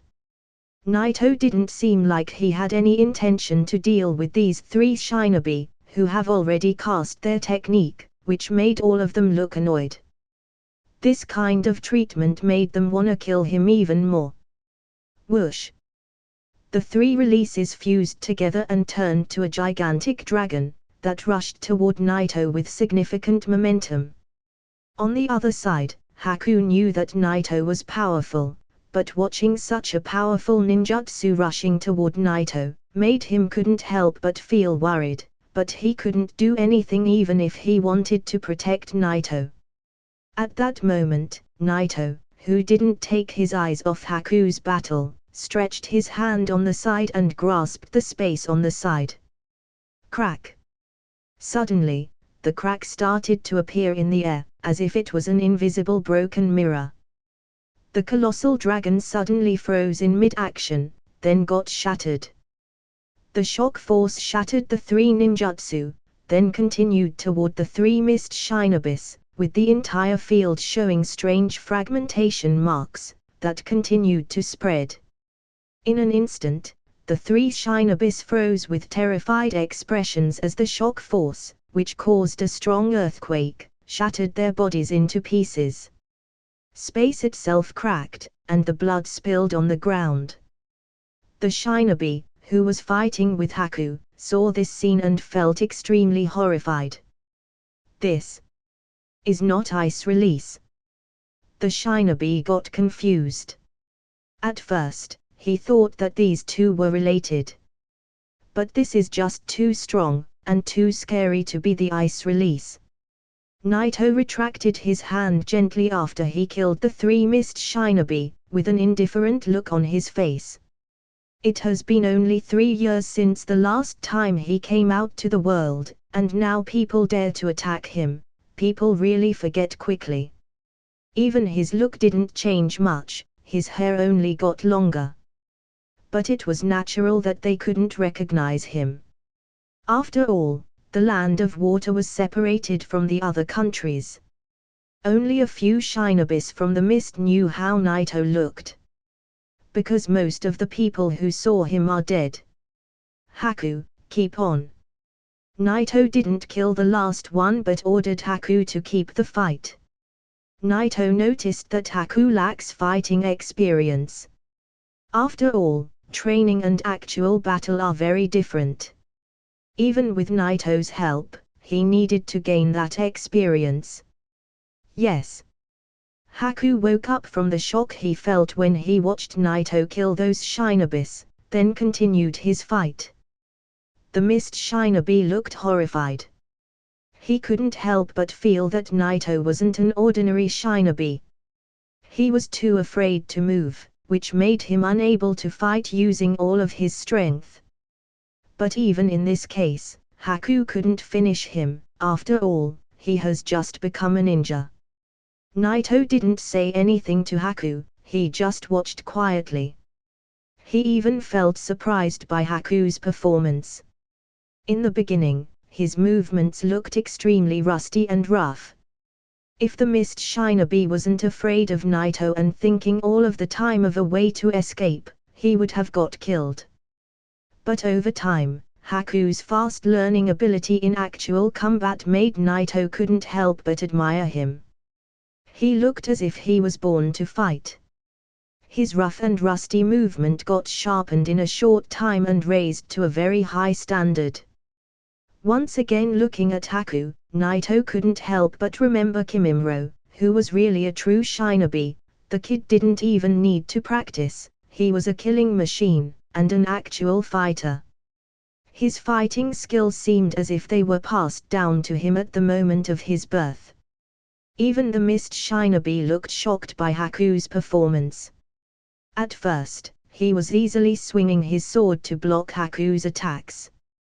Even Haku felt embarrassed. It was clear that the shinobi wasn't fighting him seriously, but looking for a way to escape. But in a short period, the shinobi started to look like he was struggling, and Haku forced him to give up on the idea of escaping, and put all of his strength to fight back. This guy, the kid, who looked like a harmless animal at first, gradually looked more like an experienced shinobi as he kept fighting with him, which made the mist shinobi couldn't help but feel shocked. He knew that he shouldn't keep this fight any longer, but he couldn't, because no matter how hard thought about it, he didn't find a way to counter Naito's ice release attack. As soon as Naito waved his hand, his companions got frozen in their places, then turned into powder. For that reason, the mist shinobi didn't dare to turn around and run away. The attack range itself is terrifying. The mist shinobi didn't know what he should do next. In fact, he wasn't seriously fighting Haku up until this moment. All that he wanted to do is to run away, but the shinobi wasn't confident that he could avoid Naito's attack. Thus, he thought about using Haku. If he was any other shinobi from another village, he would have just thrown his weapon and begged for his life. He wasn't any different, but the fact that he didn't recognize Naito led to this scene. Suddenly, he clenched his teeth, then rushed toward Haku trying to catch him. Even if he failed, he thought that if he doesn't have any chance to survive anymore, at least he gonna bring this kid down with him. After all, he was a shinobi from the mist, a jonin, that fought in so many battles. If he goes all out, Haku won't stand a chance against him. Unexpectedly, Haku actually showed his strong tenacity. If they had just started fighting, with Haku's lack of combat experience, he would have lost instantly. However, through this battle, Haku's blade got sharpened, and managed to fight back using his skills. "You abominable kid!" The hatred was evident in his eyelids, as a killing intent aura burst out of his soul. He knew that he should have gone all out from the start. Now, it became tough to defeat Haku. He could notice that Naito, on the other side, seemed to be watching this fight calmly. Naito didn't look like he had any intention to intervene, as if he was watching a game, which made the anger burn in the Shinboy's chest. At that moment, he abandoned any thoughts of running away. His murderous intent was all over the place. His eyes turned blood red, as he was constantly and violently attacking Haku. Since Night was using him to train this little demon, he decided to take this demon's life to agony with him. Haku's physical strength and chakra were continually consuming, and gradually he was approaching his limit. Eventually, the mist shinobi managed to cut his ice wall by his horrifying sharp sword. At that moment, watching the blade of that sword falling down to his body, Haku couldn't help but close his eyes. He failed to defeat the enemy and disappointed his master, thus, he felt that he deserves that fate.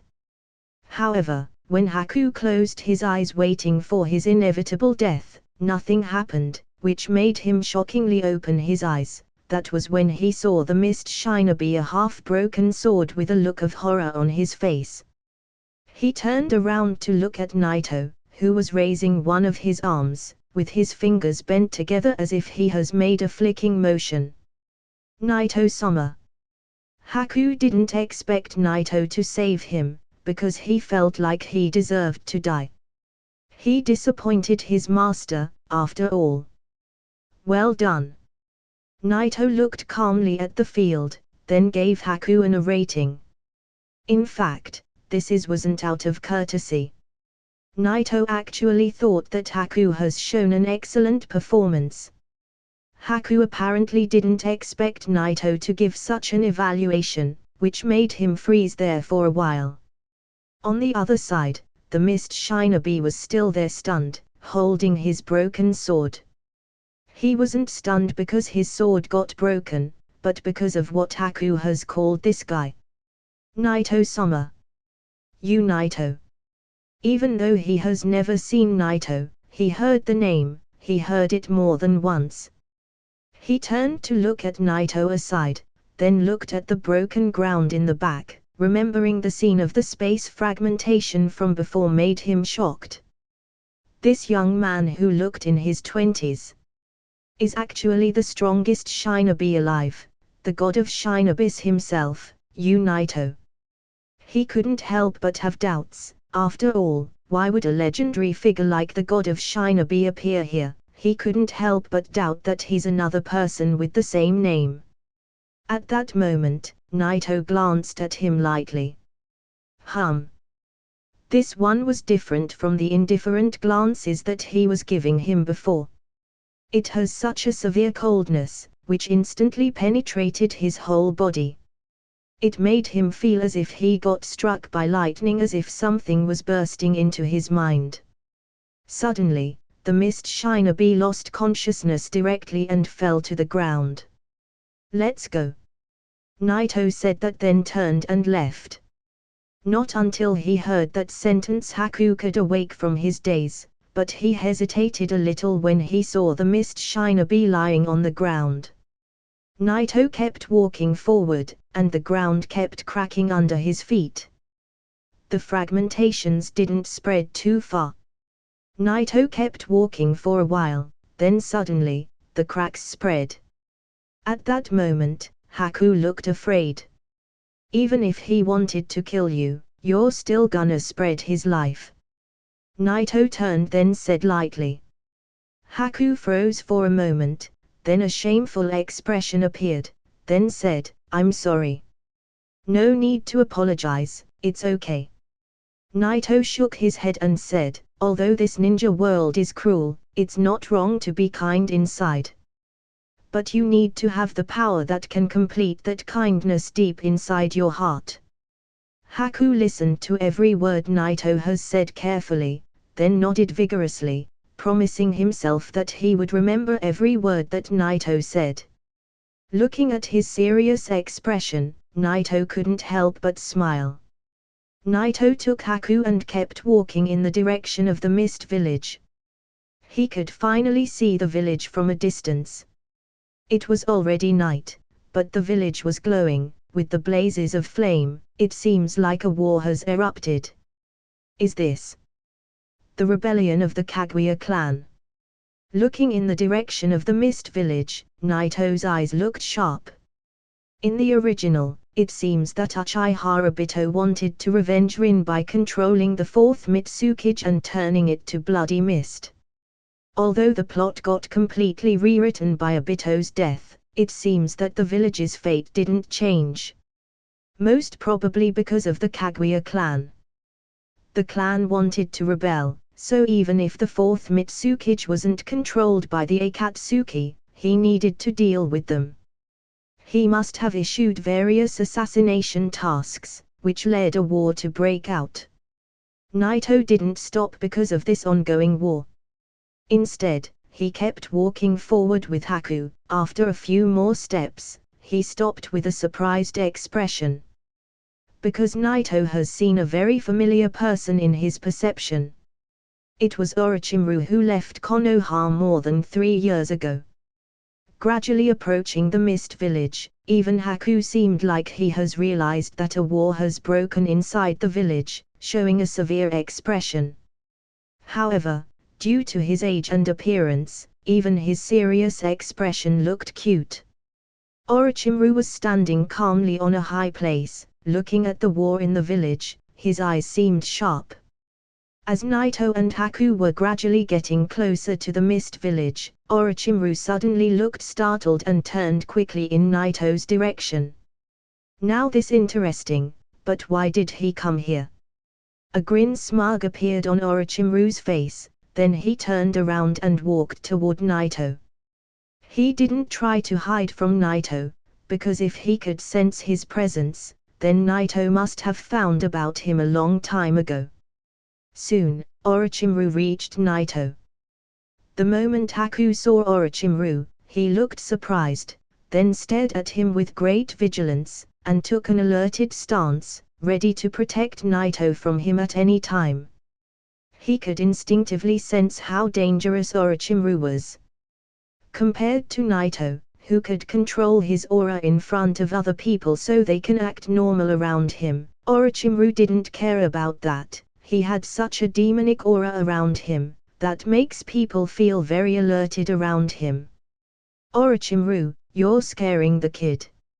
Naito stepped in front of Haku, who was in a defensive stance, with a helpless expression, then pat Haku's head lightly. Orochimaru shrugged, then said, I didn't mean it, but speaking of this child, it seems like he's a survivor from the Yuki clan. So, there are survivors, after all. Orochimaru started at Haku observing him, then an evident look of interest appeared in his eyes, which made Haku feel a little creepy, and almost unable to stop himself from attacking. Although it seemed like Naito knows Orochimaru, Haku couldn't help but forewarn Naito. Naito-sama, be careful, this guy is dangerous. When Orochimaru heard these words, he couldn't help but feel stunned. Dangerous? What a joke, he's calling him dangerous, while standing next to the most dangerous man in the world, the god of Shinobi himself. It seems that this little kid doesn't know many people he killed with those hands.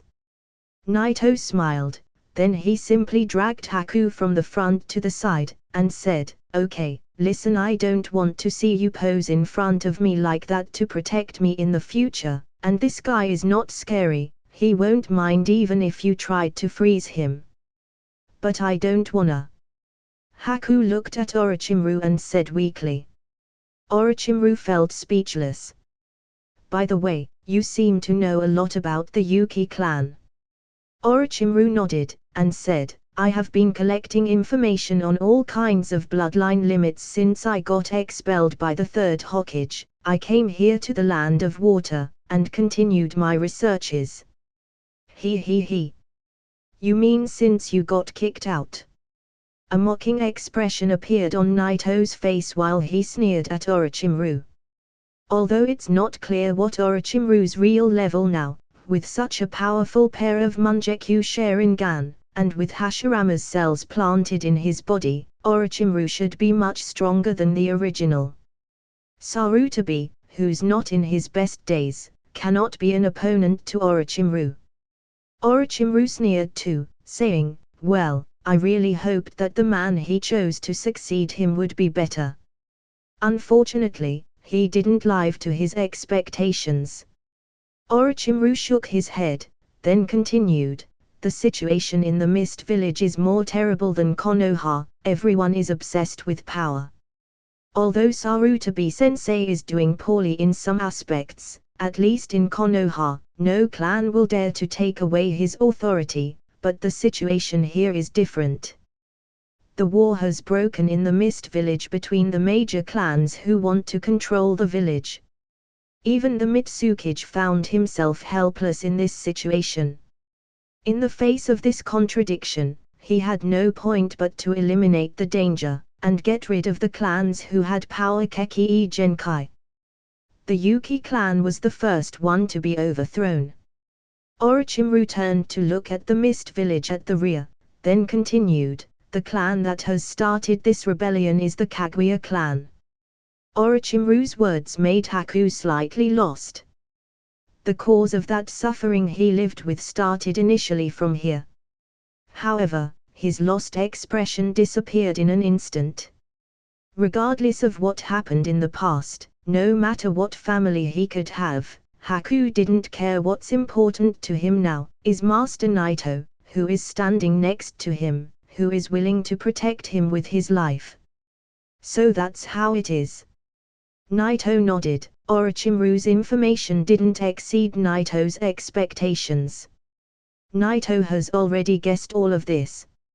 Looking at Naito's appearance, Orochimaru suddenly glanced at Haku weirdly, then said, well, I know for a fact that these things don't interest you, Naito. The reason behind your arriving at the Mist Village is the Akatsuki. Orochimaru's words instantly made the atmosphere around them change. Naito looked at Orochimaru calmly, then said, yes, this is one of the reasons. It seems like you know something about them. There weren't any of the Akatsuki members inside of the village, nor was their base. Naito had already inspected the entire area of the Mist Village. Yes. Orochimaru nodded, then said, I came to the Land of Water to investigate their movements too, more precisely, to collect some information about the Rinnegan. Compared to the other 3 dojutsu, this is the most powerful one. And you know that dojutsu is what I'm most interested in. What do you want? Naito looked at Orochimaru and said lightly. Orochimaru looked back, then smiled. Naito, since you're here, they won't stay hidden any longer, you will find them sooner or later. Orochimaru was a clever man. He knew that some information about the Akatsuki's base is not enough for him to ask Naito what he wants, so he directly gave up on the information without any conditions. It may seem that there's no actual benefit, but in fact, being able to give Naito useful information is already the most significant benefit. The relationship between the two of them has never been friendly. At most, it's more like exchanging favors, which was good enough for Orochimaru. The major villagers dreams of such a relationship with Naito. The man who could end a world war with his own strength, Naito, who stands on the top of the shinobi world, even if you just share a friendly attitude with him, it cannot be measured by value. The man's word is much powerful than any weapon. Just like when he once said to the Sand Shinobis that he didn't want to see any ninjas in this land until this day, not a single one put a foot in Roran. Knowing the location of the Akatsuki from Orochimaru, Naito's eyes looked sharp, and he was ready to turn around and leave. But at this time, an acid-like river suddenly burst out of the village in front of them, then rushed directly toward Orochimaru and Naito. What? Orochimaru reacted quickly, then leaped to a higher place. On the other hand, Naito stepped gently on the ground, and suddenly it cracked widely, forcing the acid to pour directly into those deep cracks. It's the ability of that woman. Looking at the flowing acid, Naito's stomach turned over, then he stared directly at the mist village in the distance. Although the acid came directly toward them, it wasn't actually meant to target them, it was just the aftermath of the battle inside the village's walls. Suddenly, a handsome young man who was about the same age as Haku, with 2 red dots on his brows, leaped out of the acid river. Opposite to this boy, a girl, with a nearly perfect figure, her hair was hanging down on her shoulders, her green eyes were bright. Although she was only about 16 or 17 years old, she was a very charming good-looking girl. These two were Kimimaro, and Mai, the future 5th Mitsukage. Perceiving the battle from a distance, Naito showed an excited expression, then murmured, "These two are fighting. This is kind of interesting." On the other hand, Orochimaru also looked at the village from where he stood, with his Mangekyou Sharingan eyes. Orochimaru has long been interested in Kimimaro, and also Mai, who he knew had a double bloodline limit, which is very rare. He was actually following her for a while. It's sporadic to witness a battle between 2 bloodline limit users. Orochimaru also looked interested while he was watching their fight. Although Kimimaro was young, as a member of the Kaguya clan, he was born and raised to be an absolute warrior. He was also the most special one in the Kaguya clan. "You have very hard skin, boy. It's such a waste that your clan's rebellion has brought your doom." Mai stretched out her finger and gently wiped the rays of the acid liquid from the corner of her mouth, revealing a charming expression. However, Kimimaro was unmoved. It didn't matter if she was the most beautiful girl he has ever seen, because once he enters his fighting state, all of his senses will become absolutely concentrated on the battle.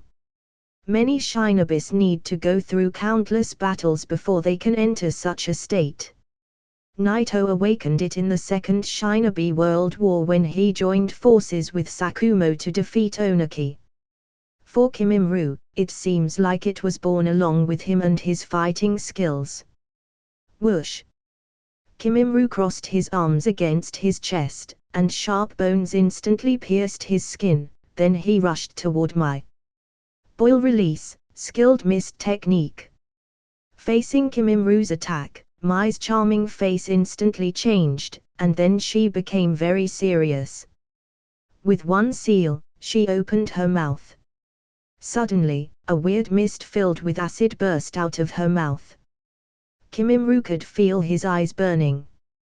He already saw what her acid can do, and of course, he wouldn't foolishly rush in. The movement of this acid mist was very slow and can be easily avoided. He dodged her attack, then Kimimru continued rushing toward Mai, to force her into a close-range battle. Mai was very talented, she had 2 types of bloodline limits, and she could use various kinds of ninjutsu. Of course, she wouldn't let Kimimru force her into such a situation quickly. When she saw him rushing over, she fell back while using hand signs. Lava release, melting apparition technique.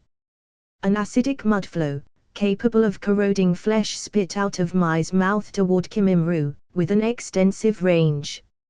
Looking at Mai, who was continuously spitting acid mist and acid liquids, Naito twitched his mouth slightly.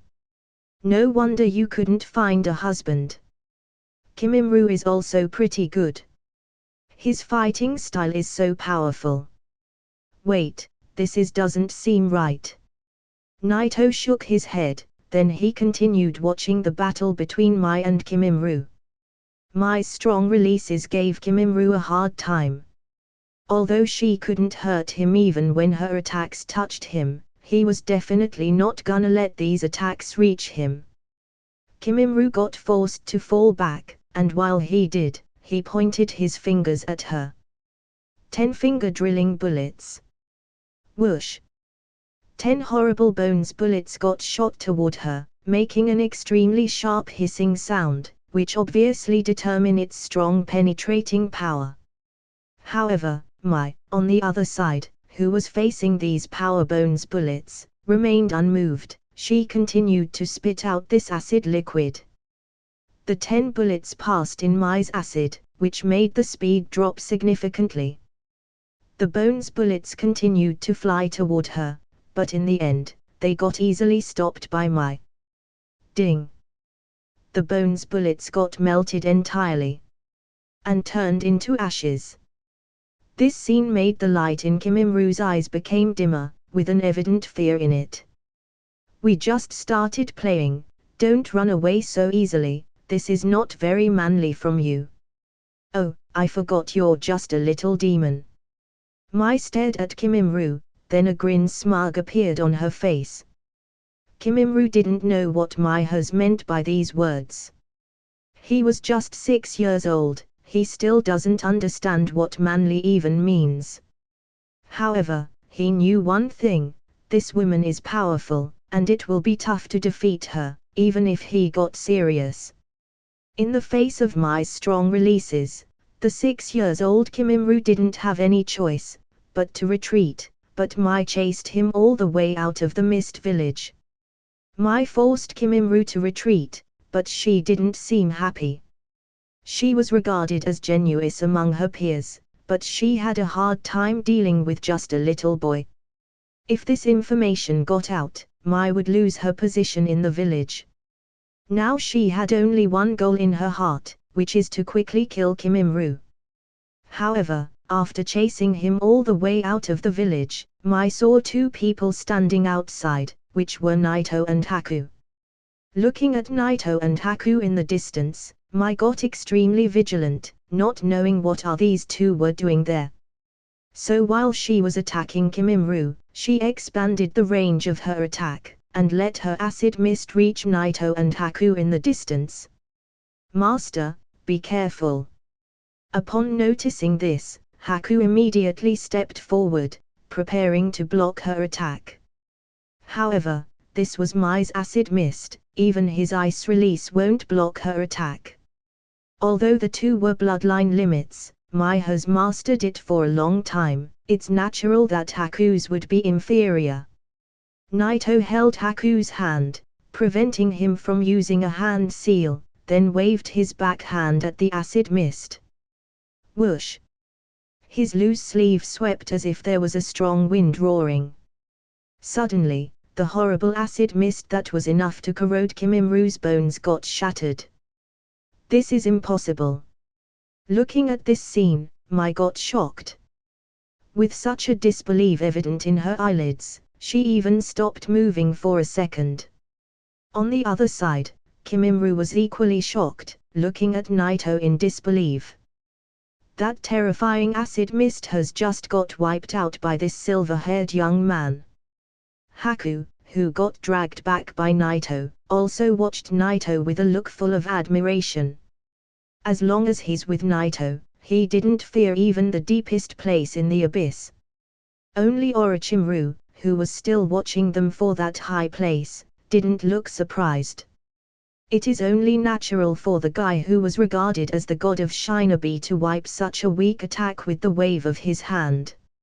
At that moment, Mai finally took a better look at Naito. The first time she saw his face, he looked very familiar, but the second, when she saw him in action, he seemed to her incredibly amazing. Whether it was his handsome face or his manly body, even his aura gave people around him the feeling of standing in front of a god. I didn't know that there's such a perfect man in the world, but why does he feel so familiar? I've never seen him before. If I had, I would never forget him. At this moment, Mai was surprised, but she couldn't determine who was the man in front of her. You are strong. On the other side, Kimimru looked at Naito, took a deep breath, then finally said this. Haku, standing next to Naito, looked at Kimimru with surprise, then whispered, "Naito-sama. He looks exactly like me before." Yes. Naito nodded gently. At this time, Kimimru didn't have any goals. He didn't know why he was even fighting. He was just there because the clansman asked him to. Like Haku before, he didn't even know what it meant to be alive. Naito looked at Haku calmly. "I'm very sorry, if you're not enemies, don't get involved in the Mist Village's affairs."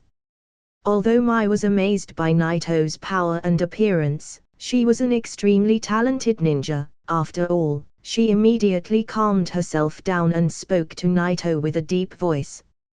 At the same time, she already let go of the idea of attacking Naito. Instead, she looked at Kimimru and prepared herself to finish him quickly.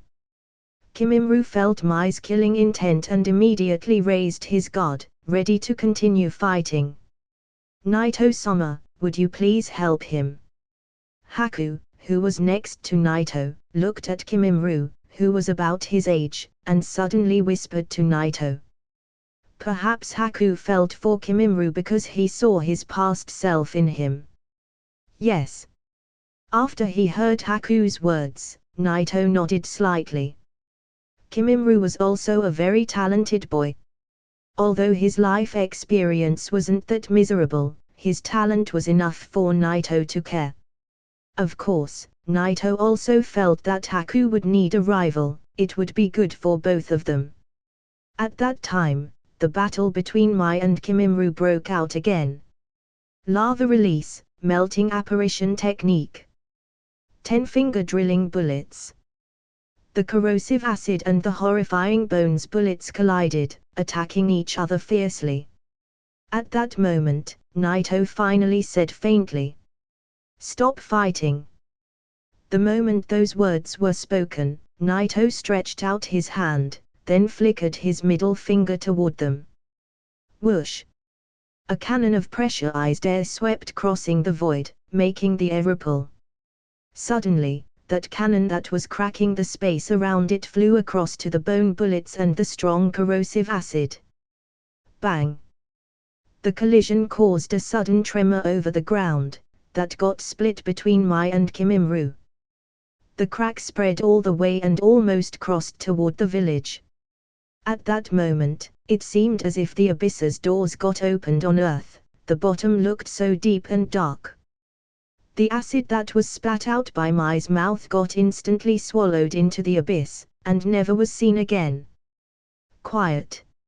Silence.